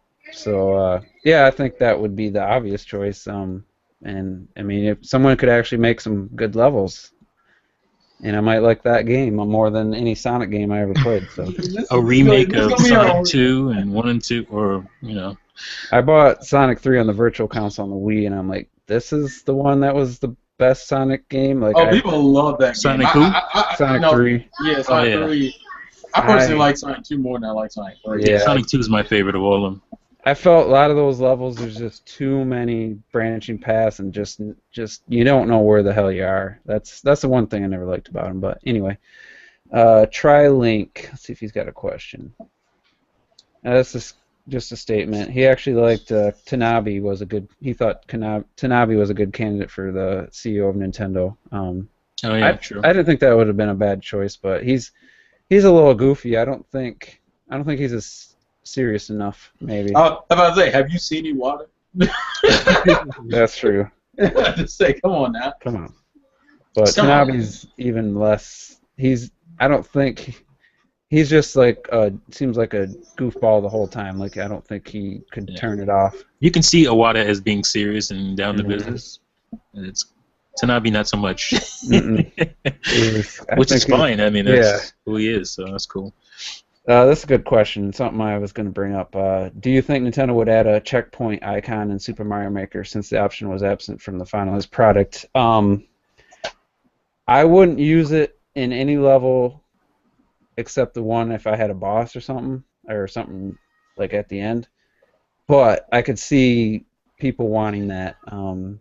There's definitely a place for the checkpoints, and I don't think I think it would help the game to have them. Like I said, I wouldn't use them a ton, but I think it would be a smart thing if they added that down the road. What do you guys think? I think it's great. I think it's great for troll levels, especially because I can't remember the name of that game right now. It's an indie game on Wii U that Ubisoft either published. Cloudberry Kingdom. Yes, Cloudberry. Thank you, Cloudberry Kingdom. Oh yeah. And that's one trolling platforming game. And you definitely need some checkpoints in that game. And I think for troll levels, I think that's what it's best for. Do you think they should have a limit on how many you can put in a level? Definitely, no more than like 2. 2 or 3. Yeah, I was thinking 2 would probably be fine, but 3 max for sure. That's just. I might have added an option like a second. I made the Art of Flight Easy Edition, which I thought was just too easy. I might have created Checkpoint Edition or something. So here you go if you want checkpoints. But for me, just from the design standpoint, I didn't feel like I wanted to have them in there, except if I was gonna have a really tough boss at the end or something, like a stack 3 Bowser Jr.'s together in a small room or something, then have a checkpoint and a power up right there. So it definitely needs to be in there though. Let's see here. King Grapachi. I don't really have a comment on this because I don't know I don't follow this aspect of gaming. But he asked, what do you guys think of Nintendo stopping ROM hack speedruns with copyright claims and stuff? I don't know what these people are. I don't know what that is. It's pretty much people speedrunning the game breaking using a ROM. I think they're using. I think from what I understand, it's only the people who are using the ROM version of the game in which they can kind of use tools to cheat the game versus those playing the game who just exploit. I thought it was a copyright ROMs are illegal, so. Yeah. What? ROMs are illegal. Unless you have the original copy, it's. Even then, the Well, I mean, if the video is recorded as a ROM, I mean, I think You're supposed to delete the original. You're supposed to delete the ROM after 24 hours, even if you do have the. Yeah, and there's nuance to that even. Yeah, so But my point is, so people are doing speed runs, but they're cheating. they're hacking, they're cheating. Okay, then I'm totally against that. I feel like Nintendo should just stick to trying to make games for Wii U and not bother with this stuff. Yeah, man. Yeah, 'cause at the end of the day, they probably should just leave because it's going to be, it's going to be tearful, and no matter when you start stepping into that kind of stuff. But I mean, can you blame them for? If it was you, I don't know if you just let people do whatever they want to with your stuff. Well, here's the thing. Super Though. Mario They World actually now for- hold on. They actually acknowledge and speedrunners like the legit ones. They actually support people like that. So Like Cosmo plays Ocarina of Time. people doing hacking and cheating and then posting it as a speed run to me needs to be policed, and like at least whatever they can do, just don't acknowledge, make sure they acknowledge, like let people know, hey, this person's not, we don't recognize this person as completing the speed run, they're using ROMs and hacks. I am totally for that, like, because the people that actually do it for real, like the best runs on Rainbow Road on the original Mario Kart with Bowser, is just amazing. They're using the actual Super Nintendo and stuff, and those people need to be the ones getting the attention, not people using hacks and stuff. Because I'm anti-hack on every level. Video games, it seems like it's the only realm where people can bring up, how it's old. Well, companies still want people who made old movies, the family of whoever owns the rights to it. It doesn't matter how old it is to them. They're not going to give it out to you for free. And I just feel like video games is the only realm where it's okay to, take stuff just because it's old. That's the only product you can do that with, or people think that's acceptable with. Yeah. There's a whole generation of people who never paid for music. Yeah. And Well, there you go. we got one in this podcast, I'm sure. No. What's wrong with it? I don't see anything wrong with it. I buy my CDs. Why do I have to buy music? It's free. No, I buy my CDs. I buy. Good. Fuck the writers. They got gold planes. Fuck them. Yeah, you're right. And the record companies can't even pay their artists anymore, and they got to close down facilities because people are Well, they never downloading paid their artists to begin with, so F them. Yeah, that's it's nothing hurting new. the artists, and that now they're actually taking a cut of their touring money and stuff just to try to compensate for the lack of sales due to all the downloads and stuff. So it's definitely hurt the industry, and if it wasn't for iTunes, I think we'd be in a way worse position. I'm surprised people was dealing with that. iTunes and Spotify and all that stuff. I mean, I still listen to songs on YouTube though. I'm not. Not gonna lie. You're paying usually, well, not always, because some people just throw stuff up there. But I was gonna say you're paying, Vivo and whoever. No, well, I guess. So, Somebody's getting paid. Well, some kneecaps are gonna get broken. Mm-hmm. Capable Tie 7, he hasn't been around in a while. He has a good question. If Star Fox Zero does badly, would Nintendo not make another one for a long time be justified? He's worried it won't sell well because of the graphics and no online. Honestly, I'm getting a little tired of people complaining about the graphics. If you look at Assault, it has the same art style. Now it's just in HD and widescreen, so they just stayed true to Star Fox. So what do you guys think? If this game doesn't sell well, will Nintendo be justified? I think they'll be. If people don't buy this game after all the crying for a new Star Fox, Don't make another one. they'll be justified in not making another one. I just think I know at least a dozen people who I follow who've basically written off the game because of the E3 trailer, Which based is on dumb. its graphics. I don't care about online, but it would add. If it was done right, it would be nice. They said it's not completely ruled out for the future, though. Like, if the game comes out and sells decently, I think they're going to still support it down the road. Maybe we could see online, but what do you guys think? Yeah, I mean, I won it online. I mean, I did that whole 18-minute video about Star Fox and the history and whatnot. and that was one of the things I wanted. Like for me though, I didn't really like the art style of Assault. It was too bug looking, buggish looking, like insectoid looking to me, and I never liked that aspect of it. But stuff that I did want was multiplayer, and what I did like about Assault is that there was a lot of stuff to shoot. There was a lot of enemies and stuff on screen and all that kind of stuff. That's the stuff I care more about. So yeah, I mean, like the game doesn't sell because of graphics. I mean, and because the graphics aren't as good as they could be on Wii U. Then Nintendo's justified in putting out another one because that's pretty silly. At the end of the day, because it is a pretty game. It's just not, people want this super graphically intense kind of deal. They wanted the Mario Kart 8 of Star Fox. And I think they actually wanted it to be more realistic. Yeah, more sci-fi looking, I would say, than it is. Real quick, I never liked the multiplayer in Star Fox. Like that was to me in '64 was abysmal. It wasn't that good. It was just something to do, other than it was bring your friends in to play. Even it was embarrassingly bad after playing GoldenEye. Oh yeah. It didn't. We tried it once or twice, and that was it. I've always thought of Star Fox as a single-player game. Same with when people were complaining about 3D World not having online.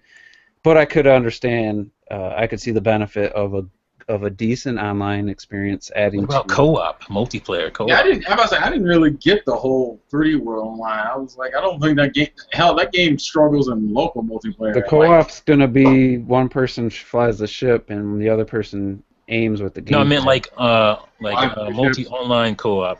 Okay. Oh, okay. Like 4 players going through the mission, but everything's so scripted in those games with Peppy and those getting like taken or attacked. Like, yeah, it would have to be like separate set up missions. Yeah, it had to be like a separate kind of deal. Yeah, do go destroy this amount of enemies. And then how long is that going to be fun? Once you do it a couple times.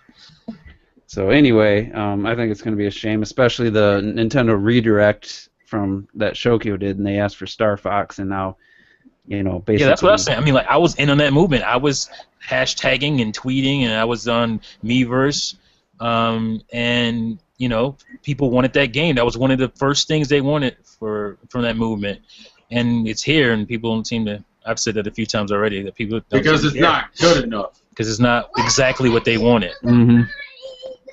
So it's sad, and this is why you haven't gotten a Star Fox, because you haven't supported them, and if you don't support this one, don't be crying for NX Star Fox. Yeah, exactly. Because it's gonna be a good game, regardless. At the end of the day, it's gonna be a good game. So if you're a Star Fox fan and you don't buy this game over graphics, because the graphics aren't as good as you want, then you deserve not to have another one. Mm-hmm. Plain and simple. If anything, the reason I wouldn't buy it would be because I have too many things to play. Well, yeah, I mean that's true, but eventually, I mean, Mike, you won't have much to play in. Mike's not the type of person. I don't think he was asking for Star Fox, so I don't have a problem. Yeah. If you're not asking for it, then nobody's telling you to. There's a YouTuber, a girl, Ericoots for the Win. I was listening to her a couple years ago. She was playing Battlefield, and she had her 3DS and loved A Link Between Worlds. I was like, oh, this girl likes, she's got an open mind. All right, I think I know where this is going. And then it was, I'm going to get a Wii U. I want to get the 3D Mario. I love Mario. And then she's like, I love Link Between Worlds. I love my 3DS, so maybe I'll get the Wind Waker. And so I was like, yeah, it's great. It's an awesome version. And then she's like, oh, I'm going to wait. I'm going to wait for Mario Kart. And then right before Mario Kart comes out, she goes to GameStop, says, oh, I wasn't impressed by the demo. The visuals didn't look that good. I'm like, what? And then E3, she's like, oh, Zelda U. She's like, Zelda U looks great, but I want Star Fox.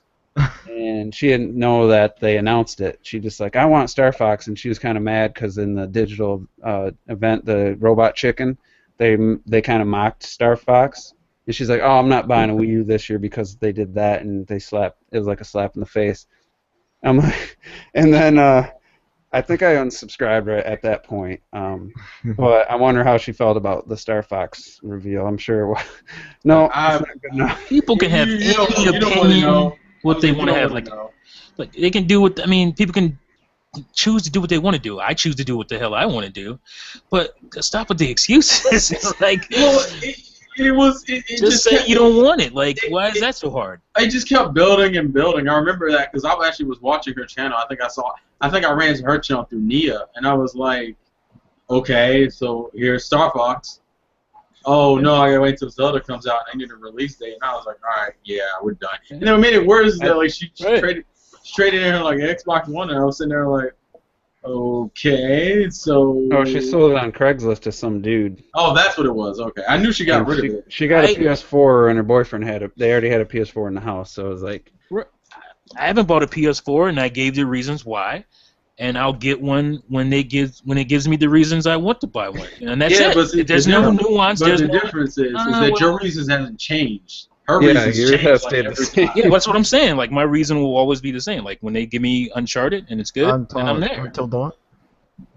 Hmm? Until Dawn is very good. It's not. I can watch that's not that a on system YouTube. seller. I'm not gonna buy a system for that game, but I will buy it for Uncharted.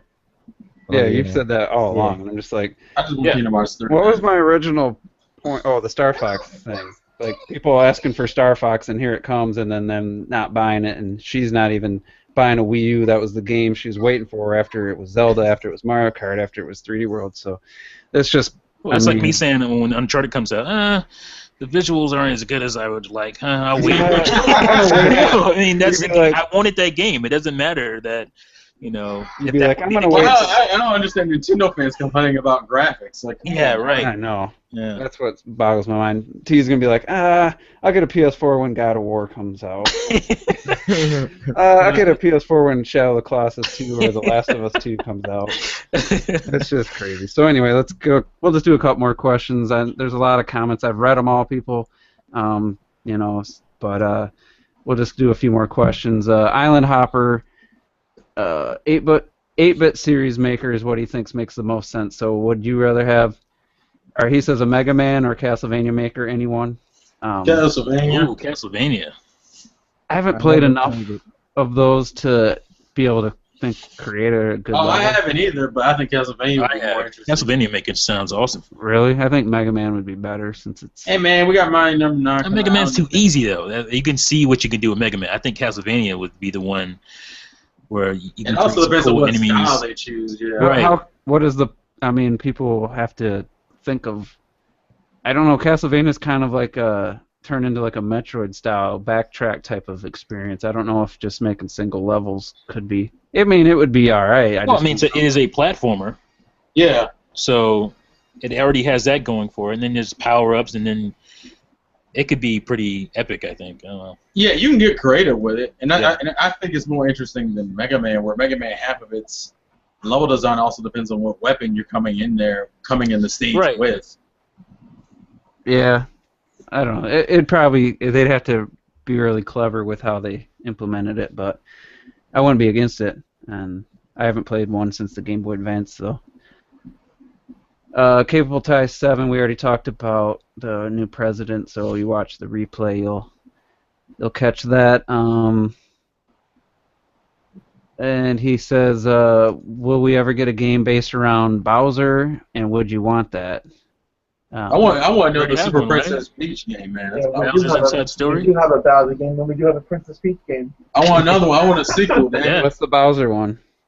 Bowser's Inside Bowser's Story. Inside Story. Oh yeah. What Yeah, system is that that's on? way more Bowser than it is anything else. What console was that on? It's a Game DS. Boy Advance, right?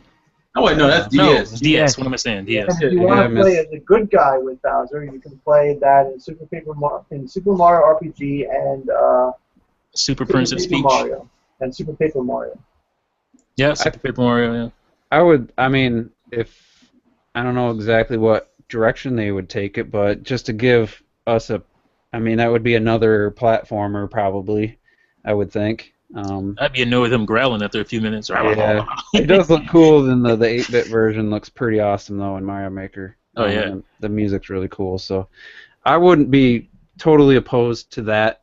They did say recently, Miyamoto said that they're gonna have to kind of what'd they say, start fresh with Mario, or They had to rethink it. there was a certain wording that he used that was like, Maybe I can get it real quick and look. yeah, why don't you look that up? I'll see if I can find Say somebody getting stale and you wanted to. Yeah, if something ways to find to make it fresh again or something Yeah. like that. Yeah, let me see if I can find it real quick. Y'all keep talking while I'm 3D looking. Mario's, I think they've always been fresh. 2D Mario's are harder to, keep fresh. Mm-hmm. Even if you want to throw in, say, like Super Mario 3D World, which is kind of a 2D Mario but in a 3D world. Mm-hmm. That's what their goal was, and I think they pulled it Right, off. they pulled it off epically. So I don't know what the staleness is other than characters. Maybe you want to add some new characters to it. I don't know. Some new scenarios, get Mario vehicles or something. I don't know. And they used the big theme from Mario Brothers 2 in that game as well. They brought back Princess Peach, Toad, Luigi, and made them have the similar gameplay mechanics they had in that game. Yeah, come make a Super Mario nuts and bolts. There you go. No. No. No, I'm about to say, don't ever say that again. Mm-mm. I'm disgusted with you, sir. They were tired of the platform, setup, so they tried something different. And we'll go King Grimpachi. He wonders how many tracks there are in Mario Maker. I think it's basically the music that goes with the element or the background. So the original Mario, the main ground level has the music you'd expect. The underground has a the normal stuff, and then for each series has the music that represents, like the airship levels has its own music in Super Mario Brothers 3. I'm not sure, I haven't tried it in the other. Probably over 30 tracks. Yeah, it does. There's a lot. I probably would say It's over 30, I would think. yeah, like just based off each individual level for each individual theme, it's at least almost 30 in itself. And when you're doing the challenge, 10 Mario challenge and the 100 Mario challenge, the little world map has the Super Mario world map music from the first world, and that's my favorite. That never gets old for me. Like, I can listen to that all day. And then when you're creating levels, it's playing that music, but when you let's say you want to make the ground all the way across. Let's say you make your level really big, and you hold the cursor and you use the left analog stick and hold it to the right, and it drags, and it creates the ground all the way across. And while you do that, it like speeds up the music and changes the pitch of it. And then when you slow down, it goes back to normal. And then when you place items, there's like this little digitized voice saying the item you just. Oh, what? Like if you place a spike, it'll be like spoink. It will say the word.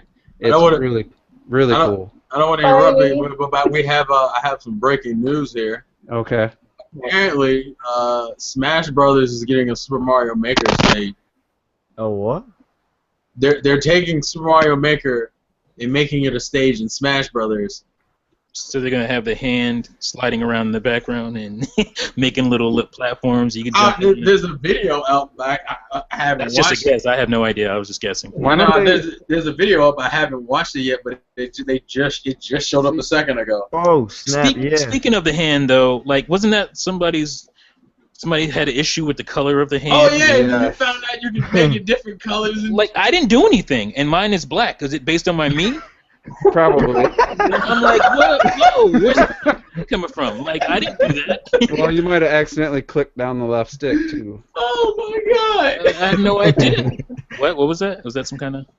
The left. No, it's just that Oh, it caught boy. me off guard when you said it. He's like, my hand is black. Is that based off my me? I was confused. Like I was like, I'm cool. I'm like, but I just had no idea. How did it that know? it did. Like, how did it do that? It knew my hand was black. It's the camera on the gamepad Oh my watching us. god! That is pretty incredible, but the funny thing is, I never even seen the hand on my screen. I'm always I looking at the haven't either. gamepad. Is your hand that white? And the white hand looks just like mine. I got skinny fingers. I just got a little more hair on my fingers, but Honestly, I had my TV on for the first like 4 hours. I didn't even notice the hand. I was staring at that gamepad. I realized I don't even need. Okay. I don't even need the TV on. Like, there's no reason to have it on except When you want to play it. when you want. It's cool when you want to play it. It looks great on the gamepad. I think it looks just. I think some of the old games look better on the gamepad. But anyway, when you have the gamepad volume on and your TV volume, they actually play different sounds. Mhm. It's called 3D music or whatever, and they work off each other. It's really cool. It's a Wii U awesome gets no effect. credit for that. No, it's like, I mean, you think stuff. I got surround sound speakers, but I heard somebody else say that they thought, like, where's the sound coming from? Like, it sounded like it was coming from behind them, and they didn't even have a surround sound. Yeah. It's crazy.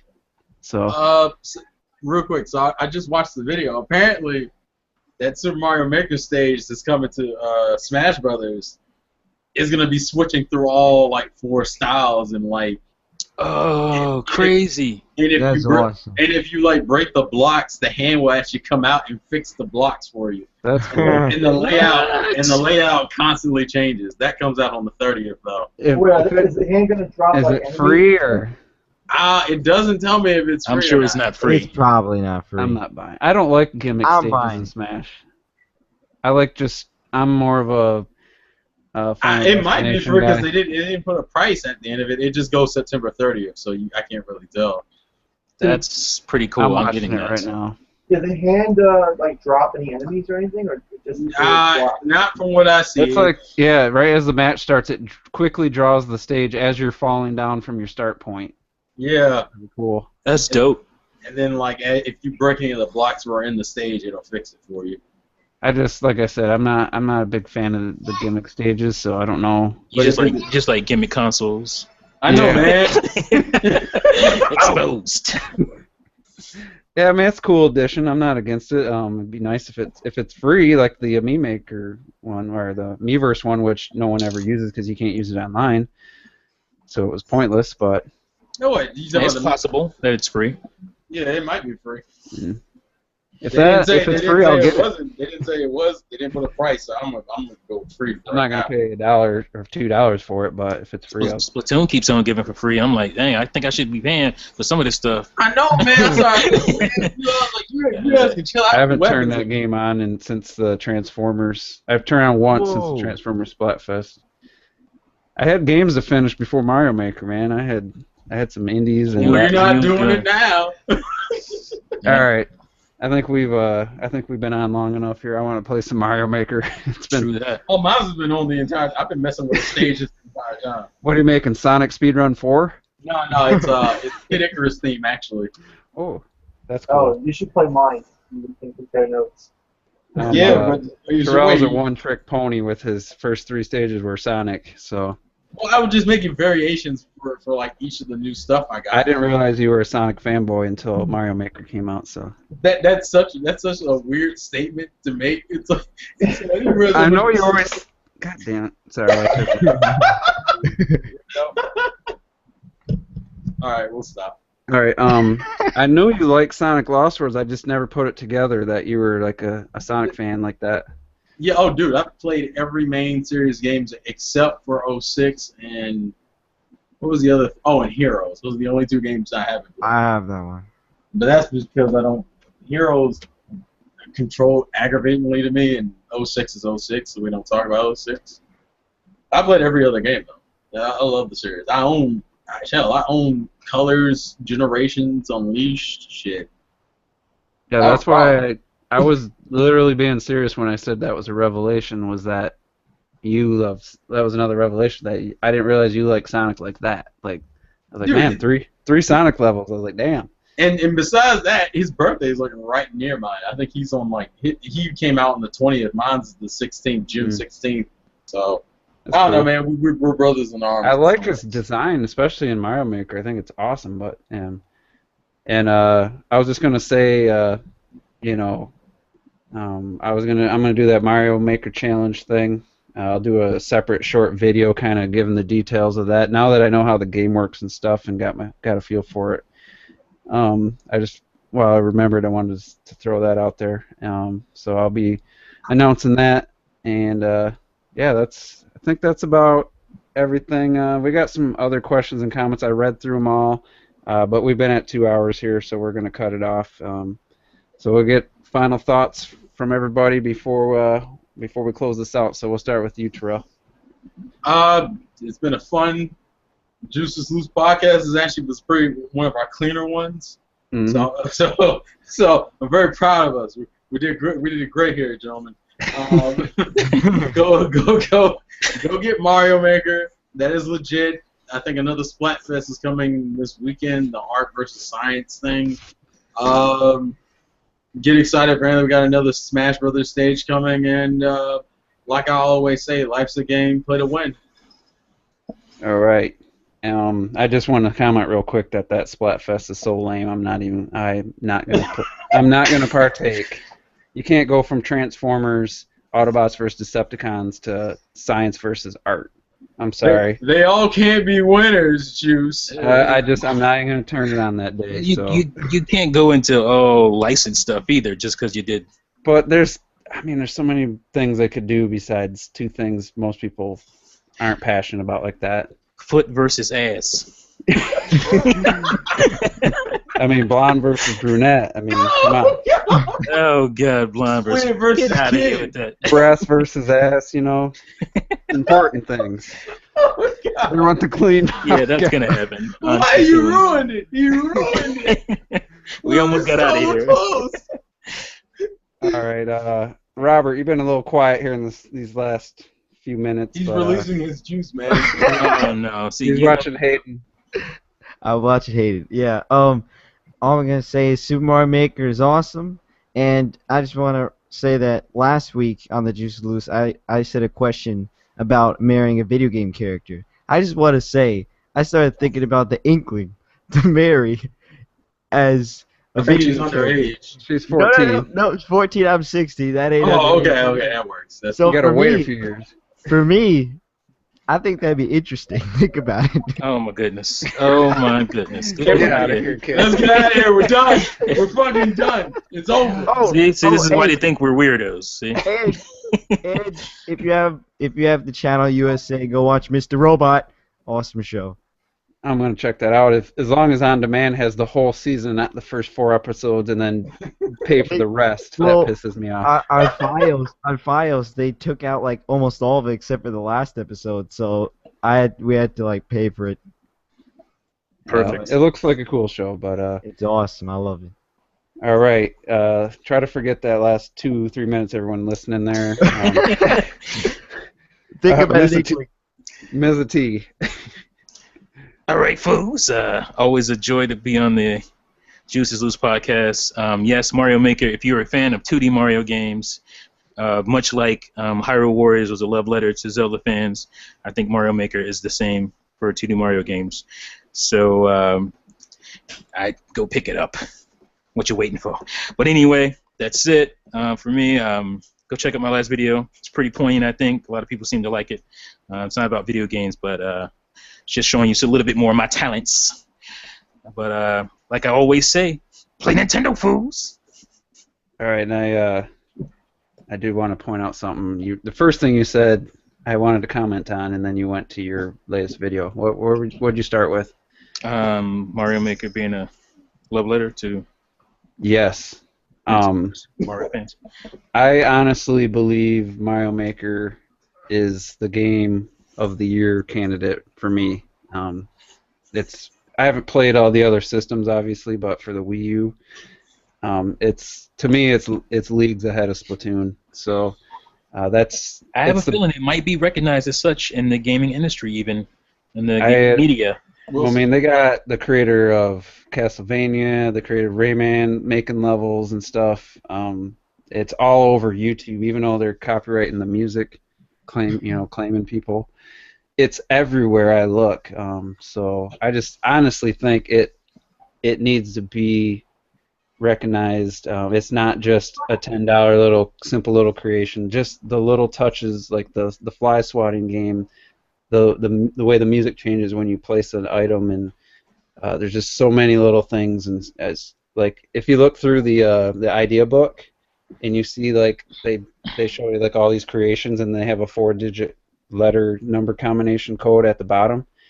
If you go to the little question mark green book in the menu and type that code in, it plays a little short clip showing you how to create that. So if you've seen something like, I've seen a curved track, I'm like, man, I can only draw diagonals. How do you do a curved?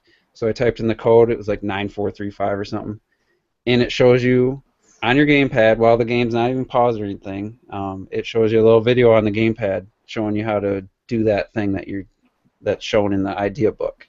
Really cool. I don't know how much that, I mean, it seemed like that would have took up a lot of space, all those. There's like 100 video or 100 codes, so just a cool little touch if no one's tried that yet. Flip through your idea book and then go to your in the game, when you click your icon to bring up create a level or your settings or your notifications to the right, there's a green book with a question mark. You click that and you can type in one of those 4 character codes and watch the little video of how you, if you need to learn something. Really cool stuff. So last but not least, Mike, what's your final thoughts before we call it a night? Final thoughts. Great podcast again. Love Mario Maker, and I'm hoping that before we sign out that everybody can share with me their levels so I can follow everybody and have some more levels to play. That's it. So it's all about the community, having friends and playing each other's levels and making your own awesome creations. So get the game, guys. Sorry, I didn't mean to cut you off there. Go ahead, cut me off. I'm done. Get the game, guys. Mario Maker is awesome. I was gonna say we didn't even touch upon the Miiverse post. Like when you beat a level, you just click on comment, and it, like 2 seconds later, you're typing your message, and it sends it. And there's like a Miiverse for every time you upload a level, and there's all these comments, and it automatically screen caps. Like if you hit the top of the flagpole, it'll screen cap it at the top, and you'll be able to see if someone was big, small, or in the costume or whatever. Really cool feature, and it's seamlessly. As soon as you finish a level, it literally takes seconds to post, and I think that's a really cool way. And then people on your smartphone, I can check Miiverse on my phone right now and see if anyone's beaten any of my levels. There'll be notifications, and I think that's a really cool use of the Miiverse, even better than Splatoon's, I think, use of the Miiverse into the game. So really cool stuff, man. This game just has it all, and I think, like Mike said, I want to get. I think I got everybody other than Ms. T hasn't uploaded a level. Yeah, I'm following everyone here. So people send me a level. If I will do my best to try. I've played every level so far that someone sent me directly said, "Hey, Terminator Juice, we want to try this level." I just want mine to be special because I don't want to be putting my level out there while a million other people are putting their levels out there. So I'm just kind of trying to tweak it to where your level, huh? Quality versus quantity, right? Exactly. And I will say though, playing other people's levels, good or bad, I've almost gotten an idea out of every level I've played. Like, oh man, that's cool. I'll add that to one of my levels.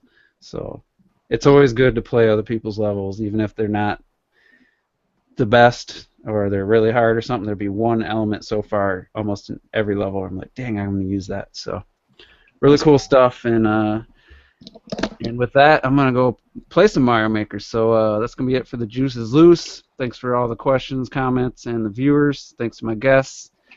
And we'll see you on the next one.